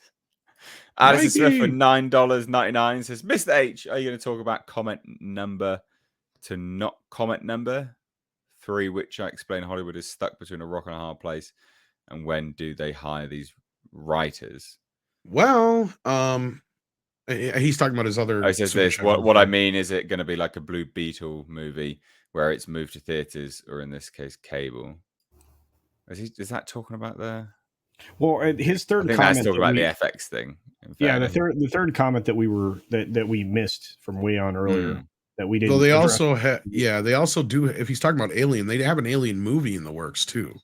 Yeah, so that is being released, but the Alien TV series was always going to be a TV series. Yeah, I wonder if that's where the confusion's coming in. Sorry. Yeah, there is a movie, but there is also a TV series. They're completely separate projects. In terms of the other thing you're talking about, I think we covered that because you're talking about Hollywood, when the Hollywood hired the. Oh, I can work out a timeline. The ones who won the strike and causing them to millions. I don't really understand the other stuff, to be fair. About Hollywood being between a rock and a hard place. Okay, he brought up. Agree to their demands. Yeah, he's talking. I think he means them being in a rock and a hard place in the exemption stuff. Did you read the one about being exempt for cancer for the? Yeah, we sort of covered all of that already. He's talking about this, and the explained comment is stuck between a rock and a hard place, and when do they hire the writers? The writers is writers. Yeah. So not to get too sort of bogged down with this. So I mean, Hollywood is stuck between a rock and a hard place. Yeah, they're toast. This situation at the moment, which again we've sort of already covered it because that was as part of the topic, buddy. Right. Is that at the end of the day, this is a waiting game. It's who has the most money and the better prospects of a future at this point in time. And it's like blank game. Who's going to blink first? I think the studios are giving it a big load of bluster, but I don't know if they can wait it out as long as what the writers and the actors can. I honestly don't think they can. I think they can. I mean, again, you think the studios can right now? Really? Well, they're moving their projects, Mr. H. Well, as long as they're not spending money, they're not losing money. They've got. That's the thing. Yeah, and they're at that point where if they just stop production, they'll lose less money. Yes, true. They have a bunch of stuff in. No, it's fine. There was a great comment, and I think it's fully accurate because, like I said, they have a bunch of stuff in the can, or they have a bunch of stuff in post, right? And none of those folks are on strike yet. So as long as they don't have to go back for massive reshoots, and they can actually spend a bit more time on the CGI, so that we stop complaining about that. Perhaps, perhaps we end up with some material, but just a little bit later. That doesn't hurt them. Right. I mean, they all have these other ancillary sources of income, although not as many now, because they really just, sawed everything down into just one called the streaming services. But I do see that, as Tom suggested, they're not losing money like they were during making things. I think. Yeah, it'd be a different story if they were being successful like they were in 18 and 19, like Culture said earlier. But right now, the way they're losing money at the box office, I mean, they're probably better off. I mean, because a lot of these productions, they can get out of a lot of these contracts with force majeure too. Like that's the other thing we got to take into consideration. Stuff that they wouldn't have to normally, they can just write it off at the end of the day. So what we'll see happen, I think, is the longer these things stretch out, we'll see a lot less projects go forward. Things that were in production will start to get cut down the line. And then when they come out of this on the other end, the longer, because that's the thing, the longer the studios can hold out, like Culture was saying, the more power they will have at the negotiation tables, right? The quicker they try to come to a conclusion, the less power they're going to have, because that means the actors are going to. And again, do I feel like it's the right thing to do? Oh, hell no. I think this is the dumbest thing they could ever do, because we're going to get we already look, 2018, 2019 being the most successful years in films, and how things have completely gone the other direction in the last few years, which started with the pandemic. Like they cannot afford this at the end of the day. Sure, in the long run, it's my joke is accurate. Like they'll spending less right now, they'll lose less money, but eventually they're going to have to make money, and there's not going to be any movies to release. Because this is why I kept telling people when they were going, well, we're in the middle of the pandemic. Why don't they just release Top Gun 2? Why don't they just release Ghostbusters Afterlife? And I said, because they're not going to have anything to release when we get on the other side of this. If they do that now, this way they can stagger it out better. Well, they're going to be doing the same thing now, even though there's not a pandemic, because there's going to be this big chunk of time where they're not going to have a lot of productions, especially television is going to hurt the worst, I think. Because as we said earlier, most of these big movies are shot outside of the US anyway. But anyway, sorry. No, we're going on so long. Some of those things are going to be another topic. So let's shuffle on just briefly to some more. I always do that real quick. I know. The studio's like Obi-Wan Kenobi looking down at Anakin. Anakin, I have the high ground. That's true. That is true. Olaf Van Ness for €2 says manga ain't tainted by woke. That's why people like it. Absolutely. Dead Planet for $2 has been a little while. Thoughts on Prey now? I like Prey. Unashamedly. Still got to check it out. Prey's good. Yeah, I thought it was a decent Predator film. I think it's a good film, and I like the Predator design. I think it's good. Listen to the artist that designed him. It was all highly thought out. I like it. I don't care. Don't care what you think. It was good. I like that film a lot. Mexican Iron Man. Nice to have you on, dude. For $10 says new FX Alien series will tell the story of the Queen Alien transitioning her gender and now identifies as it, them, then rebels against the alien patriarchy by refusing to lay any more eggs. Oh, dear. That's the kind of crap we're getting in comics now. This is true. For $5 Australian, it's just a couple bucks. You keep going. It's not about me. Well, thank you so much, buddy. Do appreciate it. Let's shuffle on. So again, Hollywood Burning is the aim, the name of the main name of the title, but Hollywood is burning, and it seems people are absolutely ripping apart Bob Iger and Disney wokeness. I mean, this is a Wall Street Journal opinion piece by Alicia Finley. Wokeness hobbles Disney as it faces the streaming challenge. Not only that, there was Hollywood this one. I was just going to send this to you. Unpacking Bob Iger's terrible, horrible, no good PR week. So Bob Iger is absolutely being ripped apart in the presses, and it is, it's funny. I mean, let's take a look. Right, just this as a title alone, wokeness. Daddy Iger. Disney. Daddy Iger, as Andre coined it. Disney CEO Bob Iger hinted this month that he might sell some of the company's cable channels on the heels of thousands of layoffs across the businesses. We were just talking about that. Yeah, stock has fallen by more than half in the past 2 years, and the streaming service is losing billions of dollars annually. Stuff which no one talked about, and we were talking about it. So good, finally, you're up to scratch now. There's no question that streaming has disrupted the economics of the TV and film industry, but Disney's forthcoming live-action remake of the 1937 animated classic Snow White illustrates another business problem. This is some spicy shit. Disney has elevated progressive pieties over originality and tradition, which may be alienating its customer base. This is some spicy shit from the Wall Street Journal. In its new rendition, the Seven Dwarfs are recast as magical creatures of various races and ethnicities, and Latina actress Rachel Zegler reprises the princess whose skin in the Brothers Grimm tale is white as snow.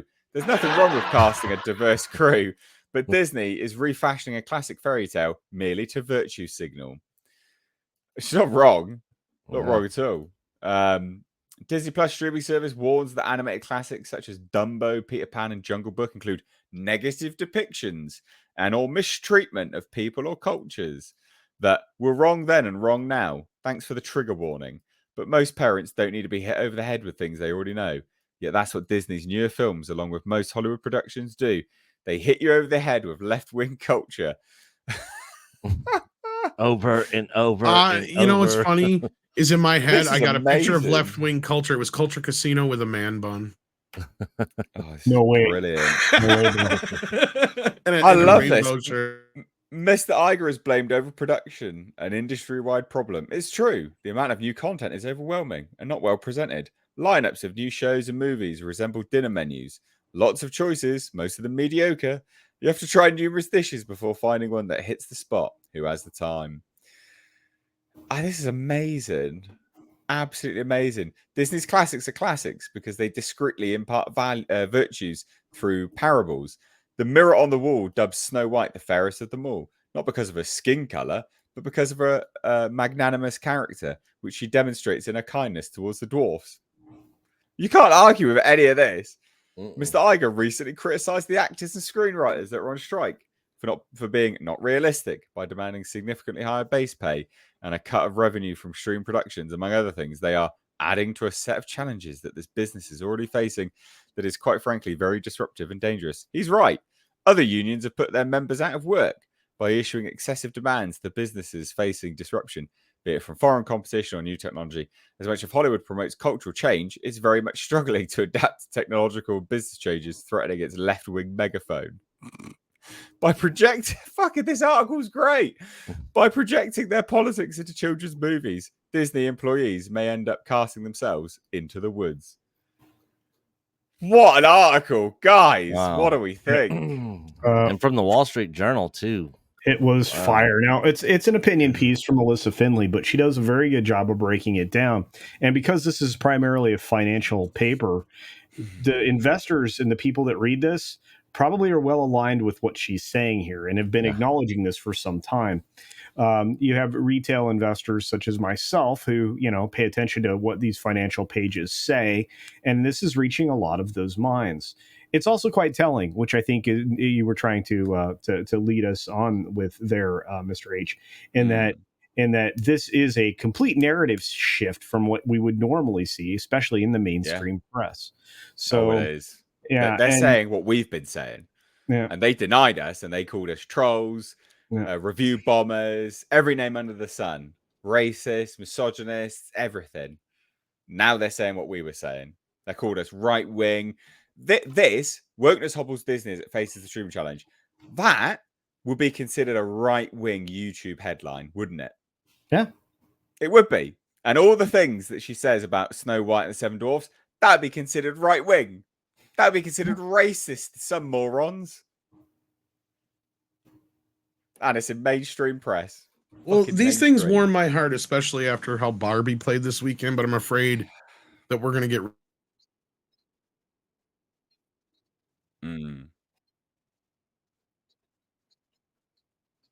performed or outright bombed like Indiana Jones, and you can even make an argument for the Little Mermaid bombing in a way. And those were the two big movies for Disney this year. So they were kind of leading the charge of this. We need to get the hell out of this woke business. Sure, you've seen a lot of DEI firings. Some of them will argue. Some people will argue they just move them around. But and then you actually had a rehire today in a DEI. I saw that, and of course, where was it? Culture. It's not good news. Where was it though? Oh gosh, couldn't tell you. It's a trick question. It was Warner Brothers, the same studio that put out Barbie, which is exactly what I was saying. We're going right back to where we started from. Well, like I said, my thoughts are broader than this because there are many articles, and again, this is another one that I sent to Mr. H. But I mean, I'm doing a video strictly on the 5 articles that I found today that all have the same tone as this. So yeah, that video on Thursday will be fire. But I don't know, Nick. Did you have thoughts on that? I just thought about when you guys were sitting there talking about people getting fired, rehired, that sort of thing. Perlmutter, he was fired, and he's a big Trump supporter. But he was allegedly fired because of disputes over Doctor Strange budget. But okay. Oh, it's insane. Again, look, so unpacking Bob Iger's terrible, horrible, no good PR week. Many in Hollywood hoped that the re-up Disney CEO, long considered the corporate leader most in tune with talent, would emerge as a level-headed mediator who could end the labor impasse. And then he spoke his mind. Why did he do it? That's the question many in Hollywood have asked in the wake of Bob Iger's now infamous July 13th interview with CNBC in Sun Valley. What possessed Iger to pick such a place and time to express his disappointment? Fuck, this stuff's amazing. Basically, this stuff's incredible. that they just lay into these people now. I mean, again, they should, right? Like this stuff, they should be saying this stuff. This is what we've been saying for ages. They're literally just saying what we've been saying for ages.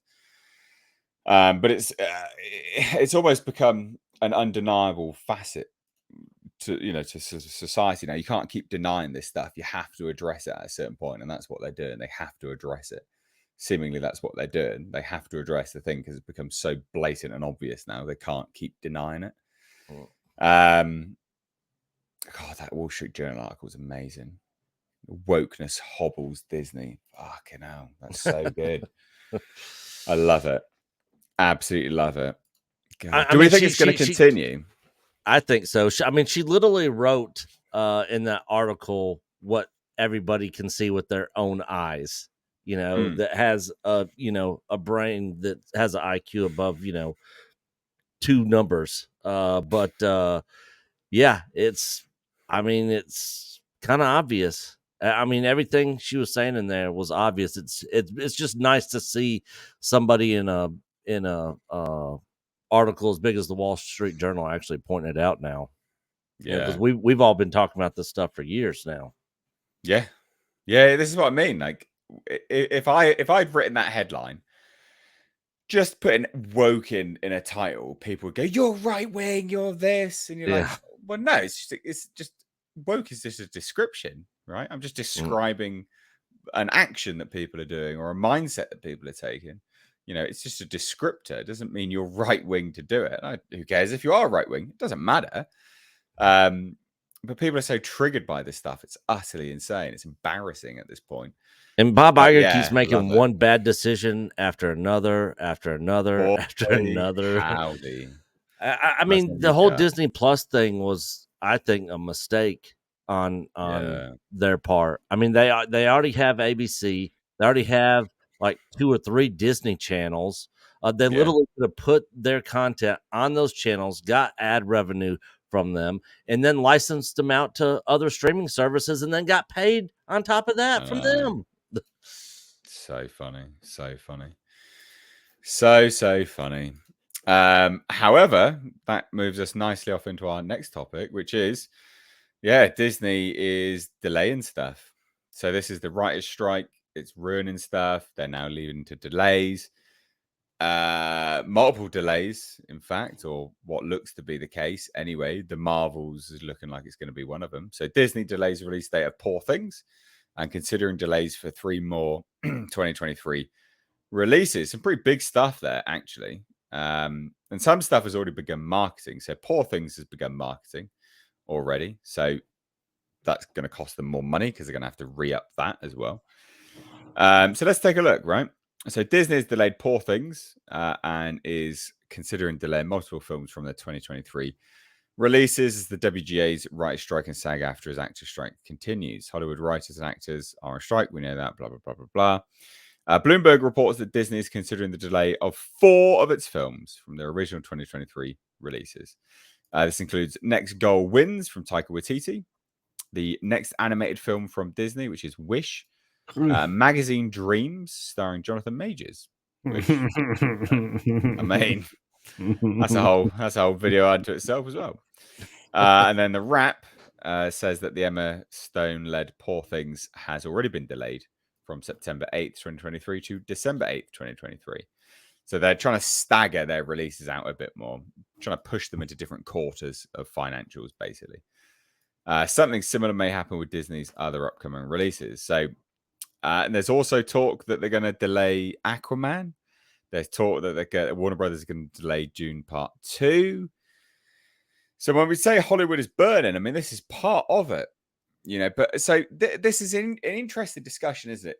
Would you see these delays as a positive for the industry or a negative? Now, I personally remove the actors' strike from the equation and, Hollywood studios from the equation entirely. As an audience member, I quite like, a sort of a staggered release or a distance release to a film. There was a period this year, I think it was March or April, where there was a movie every single weekend I had to go watch and review. And it got bloody tiresome. It got really tiresome have, and obviously I have to watch these movies to give you guys reviews, part of what I do. But as a normal audience member, I'd imagine that's quite tiresome and exhausting all the same as well. So I actually think it's quite good to have them staggered and delayed a bit from one another. Obviously, this isn't exactly the same as that, but I think that's better. What do you guys think? Overall, I mean, this is the Hollywood burning in general, but what do you guys think of it? And also my my little question scenario there. I think you're going to see many, if not all, of the films mentioned delayed, and I think they have to stretch them out over time. Yeah, I mean, I even predicted that Aquaman might get delayed anyway because of the reshoots before all this shit. Yeah, but I think this steps that up a bit, Tom. I think you not only were you onto something, I think this kind of even settles it. Well, and Dune is more so just because they don't have anything else, right? Like they don't want to pile in everything right now. Well, and Warner Brothers is worried about that because this is their last go around with Legendary, at least for the time being. So they have to be careful. Is it? I thought they were still working together on the monster movies. I thought they'd moved on. Legendary moved on, but I could be wrong. No, I thought because of Godzilla vs. Kong 2. Partners now. Legendary's got multiple partners, which they could pivot to if they wanted to. Well, I thought Godzilla vs. Kong 2. TV. Yeah, so that is a Warner Brothers one, but they've also got other partners which they could pivot to. I think now moving forward. Yeah, there was quite the wedge placed betwixt them because of Legendary was going to take Warner Brothers to court. Yeah, it's quite a big thing. Yeah, they were not happy. No, I know all that, but I thought they had kind of worked things out and they had decided that the MonsterVerse they would continue to go forward with because that was the big question. Because Warner was ready to just basically remove Kong from their MonsterVerse. Yeah. But reflecting back on the Disney stuff, it doesn't surprise me. No, it's fine, Tommy. Thank you for context. But I look at reflecting back on the Disney thing, and I think they would be best served with Wish getting set back and trying to figure out if there's actually a story or anything anybody's interested in that. Seriously, I mean, and then you have. Magazine Dreams, I mean, that's going to come out to like barely a pulse of an audience, unfortunately. There's going to be like 12 people in the theater. And then you have, what's the other one?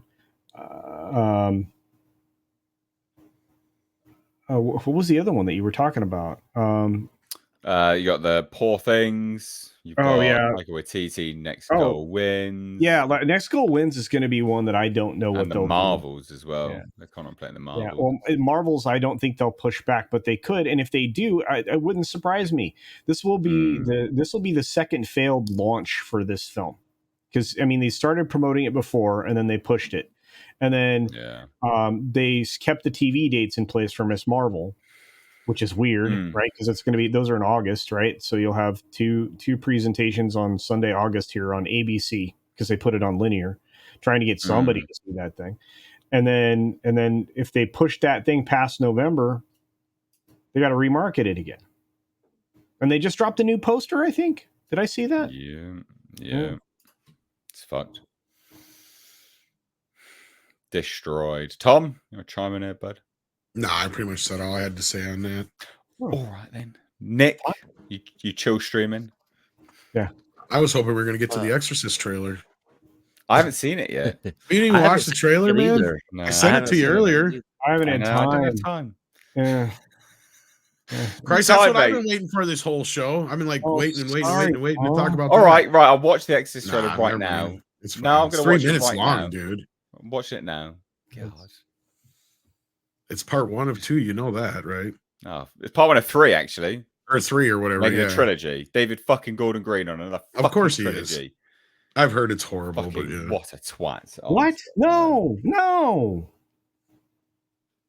Are you watching the trailer, Culture, or not? I heard from a couple of my sources at Warner that the test screenings did not don't bum me out. I've heard it's awful, yeah. This one's Exorcist Believer. The next one's Exorcist Deceiver. I'm a believer. Well, is there going to be a daydream believer and a homecoming? I think you can kind of see in the movie where they're setting this idea up. Because I think it's going to be one each. Yeah, exactly. H knows exactly where I'm going from. Yeah, I'm still watching it. Because there's two girls. Yep. Yeah.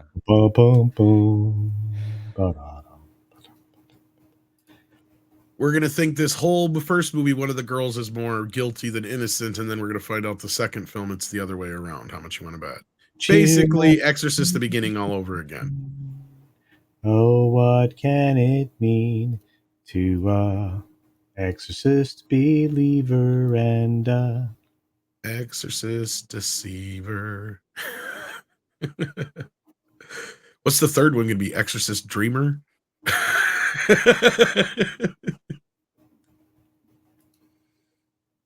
Did you guys watch the trailer? Did you watch it, Culture? I'm watching it right now. I'm bummed out, dude. Oh, I said watch it now. What you did? Oh, Go God, watch you're it. wasting time, No. buddy. Yeah. I won't react onto this because I don't want to have a bummer reaction. So no. Also, we're going to talk about on Meat if you actually show up. Okay.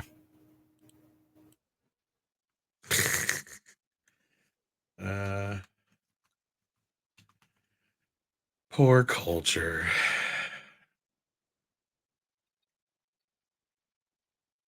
So, Right. just you I'm and me, still guys. watching it. I'm almost done. Yeah. Reliever. There you go, Magic Morgan. In IMAX 3D. Oh, so this is like a sequel. It's a reboot call, yeah. All right, okay, next topic. Yeah. Next topic, ladies and gents. Sorry, I didn't mean to shove this in here. My bad. No, that's all right. That's all right. My back's wrecked, but it's fine. We'll keep going. Oh, 5 minutes on the trailer, yeah. No, it's all good. So, right, next topic, ladies and gents. Let's talk about Universal. We can't show you the trailer because Universal, as I've already spoken about. Exorcist Believer from David Gordon Green. My thoughts on the trailer, I didn't really like it. I did not like that trailer at all. Yeah, it looked bad. All of this stuff looks like bad shit. It looks bad. It looks crap. I'm not gonna lie, it looks rubbish. There was one particular screen. It's like, remember the first movie? Here, look at this. Like this shot here. Look at that. Oh my God. Anyway, look. This does not look good. I have no confidence in David Gordon Green at all. No, anymore. this is all of those Halloween films, didn't do it for me. This doesn't do it for me. I'm very surprised they went ahead with this as well. Because Universal very clearly lost confidence in David Gordon Green, right? When they released the second Halloween film on streaming and theaters the same day, and did exactly but they still the same made money with the third one as well, which I don't think did very well at all. If I remember, it did rightly. Okay. And the thing is we got to keep in mind that the first one and the second one did very well, especially the first one. The first one made more money than the entire franchise had to that point, all put together. So, and I heard behind the scenes that this one didn't. These two films didn't cost nearly as much as you'd think. Like he shot them; they got shot for super cheap. But they filmed them, and then you can tell. Yeah, and you can tell. Oh goodness me, can you tell? This genuinely looks terrible, right? This does not look very good at all. I mean, this whole scene, she walks in, the body and the blood, the body and the blood. Oh, shut up! Like honestly, like this, you know what? You know what's disappointing about this? It lacks all character. You know, like it. I don't know. It almost looks like it's filmed like a sitcom, like 60 frames a second, proper crisp, clean cinematographies, but the lenses are bad. It just looks shit. A demon would I don't know how else do to a say church it. like that either. Yeah, you're right. Well, that's where I said I think it's going to come into where we think one's the worst one and the other one's really the one. Yeah, it's pretty kind of. And then bringing, like, digging up Ellen Bernstein and bringing her in here. I mean, what the fuck? Well, yeah, but this is what I mean. Like, like that woman is on death's door. Come on, like she's 90s. I shit you not. She's like in her 90s. But they do this. They do this because they think that that's going to get people. Because that's interested in Jamie it. I Lee don't Curtis, understand but it's like, why. oh my god, nobody cares about her. Where is, Linda Blair? Like, what the? I do like the line in the trailer where she goes, we've met before," or something like that. I like that line. Kind of, but that is more something That's that it. one of the priests should have said. Yeah, Right. yeah. Well, but she is serving the priest's role in this. Which makes no looks to be flipping sense. Oh, and the other line that kind of ticked me off in the movie, because this is something that really ticked me off in the movie. Because look, as somebody who was raised Catholic, these movies are very, very, very rooted in Catholic religion. Yeah. Okay. Yeah. And for her to sit there and go, we're going to need all the religions to be, oh my God. Yeah. Well, she looks to be doing it herself. Like she is taking the exorcist role, isn't she? Like, Yeah, what, kind really? of, sort of. And I'm just like, what the? All the religions, like, oh my gosh. Was there? Yeah, no. So he's not even a priest. No, I don't even think there is a priest. I think you're right. She is the exorcist now. Fuck it. The exorcised has become the exorcist. Inception. Fuck off. Honestly. Well, that'd have been if it was Linda Blair, but I mean, yeah. Oh, Why'd you make me Look, watch and that? this? Mate, because I had to, right? Fucking. I hope Dish William If I gotta watch Friedkin that crap, you shits gotta all watch over this. crap. That's the great thing about William Look at Friedkin this. is he's got like 0 F's to give. So I think it'd be hilarious if he shits all over this. But what is up with this? This weird like white and black stuff. What They're are they trying to make it doing? look like the first movie Oh yeah, God, but because they had all that Jesus, really? flashes and stuff in the first movie. Yeah, the only good thing in this is the audio, is the soundtrack. Oh, and that's just because they rip off the Tubular Bells bit. Yep. All right. I mean, at least they got the release date right, October. Is it going to be day and That's date it. on Peacock? I thought I heard It some probably. rumor about that. It probably will be. It probably will be. Well, and they can the afford it because they make money in both ways. Sorry. Protagonist is Victor Fielding, who, since the death of his pregnant wife in a Haitian earthquake 12 years ago, has raised their daughter Angela on his own. But when Angela and her friend Catherine disappear in the woods, only return 3 days later with no memory of what happened to them, it unleashes a chain of events that will force Victor to confront the nadir of evil and, in his terror and desperation, seek out the only person alive who's witnessed anything like it before, Chris McNeil. Yeah. It's like, do you remember Reagan? Yeah. Do you remember Reagan's mom? Sort of. Doesn't the Catholic Church also not allow women to be priests? But she's not playing priest. a priest. She's not a priest. She's No. taking the Oh, role she's of In a the priest. trailer, didn't you catch that, Oh, Nick? okay. In the trailer, No. she says that this one's so powerful, we're going to need all the religions. I Just did all of hear them. that part. Was this written did by a hear that part. 12-year-old fucking girl? Nah. Probably. Look at that. This is Christ. drivel shite, isn't it, really? We And need the all the prosthetics. religions. The makeup effects work I'm on not- this is awful. I'm not seeing it. Look, The Exorcist is one of my favorite films ever. You guys, crush looks culture terrible. spirit at the end of the stream. Dude, Well done. culture. The Exorcist it, has mate. had one good sequel, man. So quit freaking out. Like we knew it was going to be shit. I did. Aliens has also had one good sequel. Exactly. Like this is a franchise where outside of Exorcist 3, they're all garbage. Like, This is terrible. did you have any Terrible, expectations terrible. for this at all? I hoped. Look, I was Oh, hoping, dude, I knew all I've hope been- went out the window when Ellen Bernstein was being brought back on, man. but my hope is always that we'll get good horror, right? And that every once in a while we do. I don't know. Anyway, let's it looks like shit. Let's Yeah, but shuffle on. RPS is right. And the reason we get in this movie is because the original Exorcist, if you adjust it for inflation, made $1 billion. And that was because The Exorcist was among a handful of films that technically saved Hollywood. Yeah. No. I said this before, we're gonna see Yeah. multiple cheap budget horror films, but I don't see 3 Anyway. movies here, though, Nate. I just see the 2 that they announced. That's all I can it was say. originally going to be a trilogy, unless Okay. they've changed it now. I think it was changed, 'cause I originally, think they- when he yeah. was hired, it was going to be a trilogy. Maybe they cut that off because of how bad the last Halloween did. Because Yeah. Have there been any good horror films come out this year? Megan was really good. Megan was okay. Like, did you guys I see liked it, Evil Culture. Dead You shut your Rise mouth. or Oh, I liked Evil Dead Rise. Thought it was decent. Yeah, Cocaine Bear was Insidious, okay. Red Cocaine Bear was okay. Evil I Dead had fun Rise with was that. decent. Evil Dead Rise. I had more fun with Megan, but that just shows you how Culture and I's tastes are different. He liked Cocaine Bear better. I liked Megan better. Was Cocaine Bear Let's- really a horror film though? It's not. Yeah, kind of. Not a horror film. More Well, like a comedy. Not. Let's Horror get into comedy. some of these super chats quickly, guys. Elizabeth Young for $4.99 says, "Did anyone see the clip on Twitter of the speech Brian Cranston? Cranston, Yeah, I think he SAG means. in New York City today. What he said regarding Iger was fun. I did not. I see did that. not. What was I said? did not see it. Yeah, I he didn't see said that. something. He said something like, "You will not remove our dignity" or some shit like that. So Oh, okay. Yeah. Al Humphreys for a £3 super sticker. Thank you so much, my dude. Halloween Ends was trash story wise from Doug. yeah, Loves horror for $1.99. Yes, it was. We've got one more. Mark Fields for $2 says, "Anybody starts on Five Nights at Freddy's?" Anybody starts on When does Five it Nights come at out? Freddy's? I'm trying to remember. I think that's what he's asking.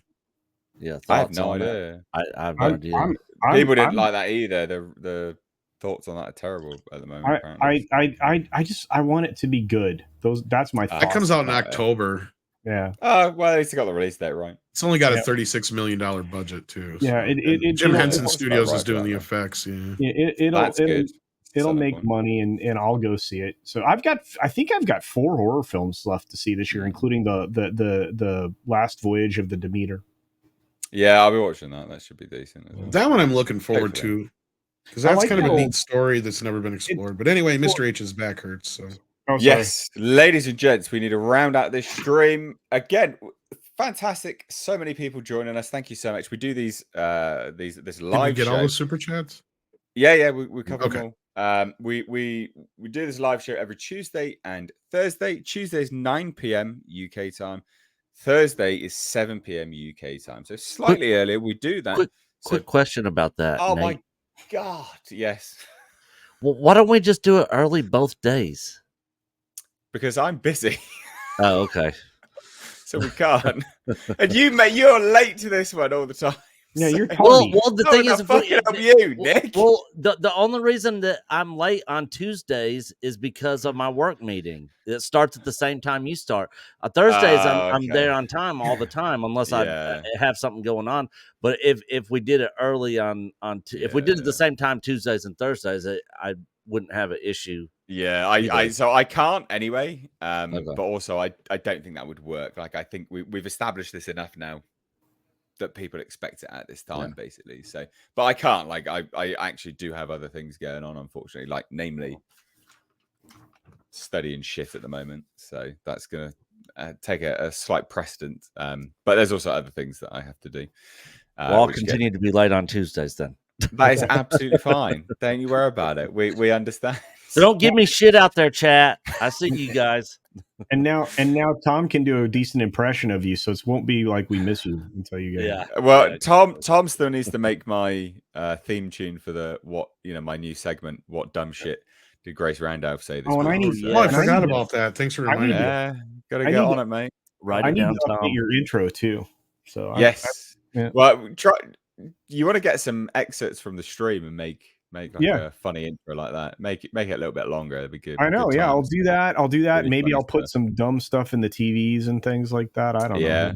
know. Yeah. Me bitching about my back. Anyway, guys, ladies and gents, we're gonna round out this stream.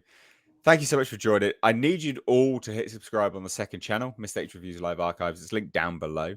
That is where these streams go. This stream will not be on the channel now. It just disappears. It vanishes. So hit subscribe down there. There's loads of clips if you've missed it all as well. They get put on that channel. So thank you so much, guys. What have we got coming up from you, Culture Casino? What you doing? Quick. Let's see. 2 videos today, as usual. 2 videos during the weekdays, so you can almost count on that like a watch. So you get 2 videos every weekday. You get the 6-minute daily every weekday, which is somewhere between 12 and a half minutes to an hour and a half, like today. Gets a little long on Tuesday, Thursday. And then, of course, my favorite stream of the week, the late night culture stream that Mr. H has promised he'll show up to, but never I will. will do. No, I will do. I said quick. You need to say this stuff quick. The quicker you do this, quicker I can get to bed, and then I'll be able to appear on your streams. You see, that's what it is.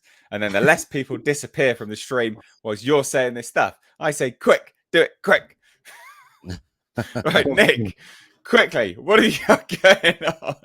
The moment I say we're over, we've lost like 100 people. So you need to say it quickly so you people hear what's going on. Yeah, I don't have anything going on other than chill stream this Thursday night on the main channel. Saturday night stream, our weekly stream. And also, I started watching Special Ops Lioness on Paramount Plus. Oh, that's a Zoe Saldana one, isn't it? Yeah, it's actually a really good show. Only 2 episodes. She chooses good stuff. Only 2 episodes have come out so far. The third drops, I think, this next week. But it's another Tyler Sheridan show, okay. Who does Yellowstone and all the other spinoffs for that, and it's well done. I'm liking the show.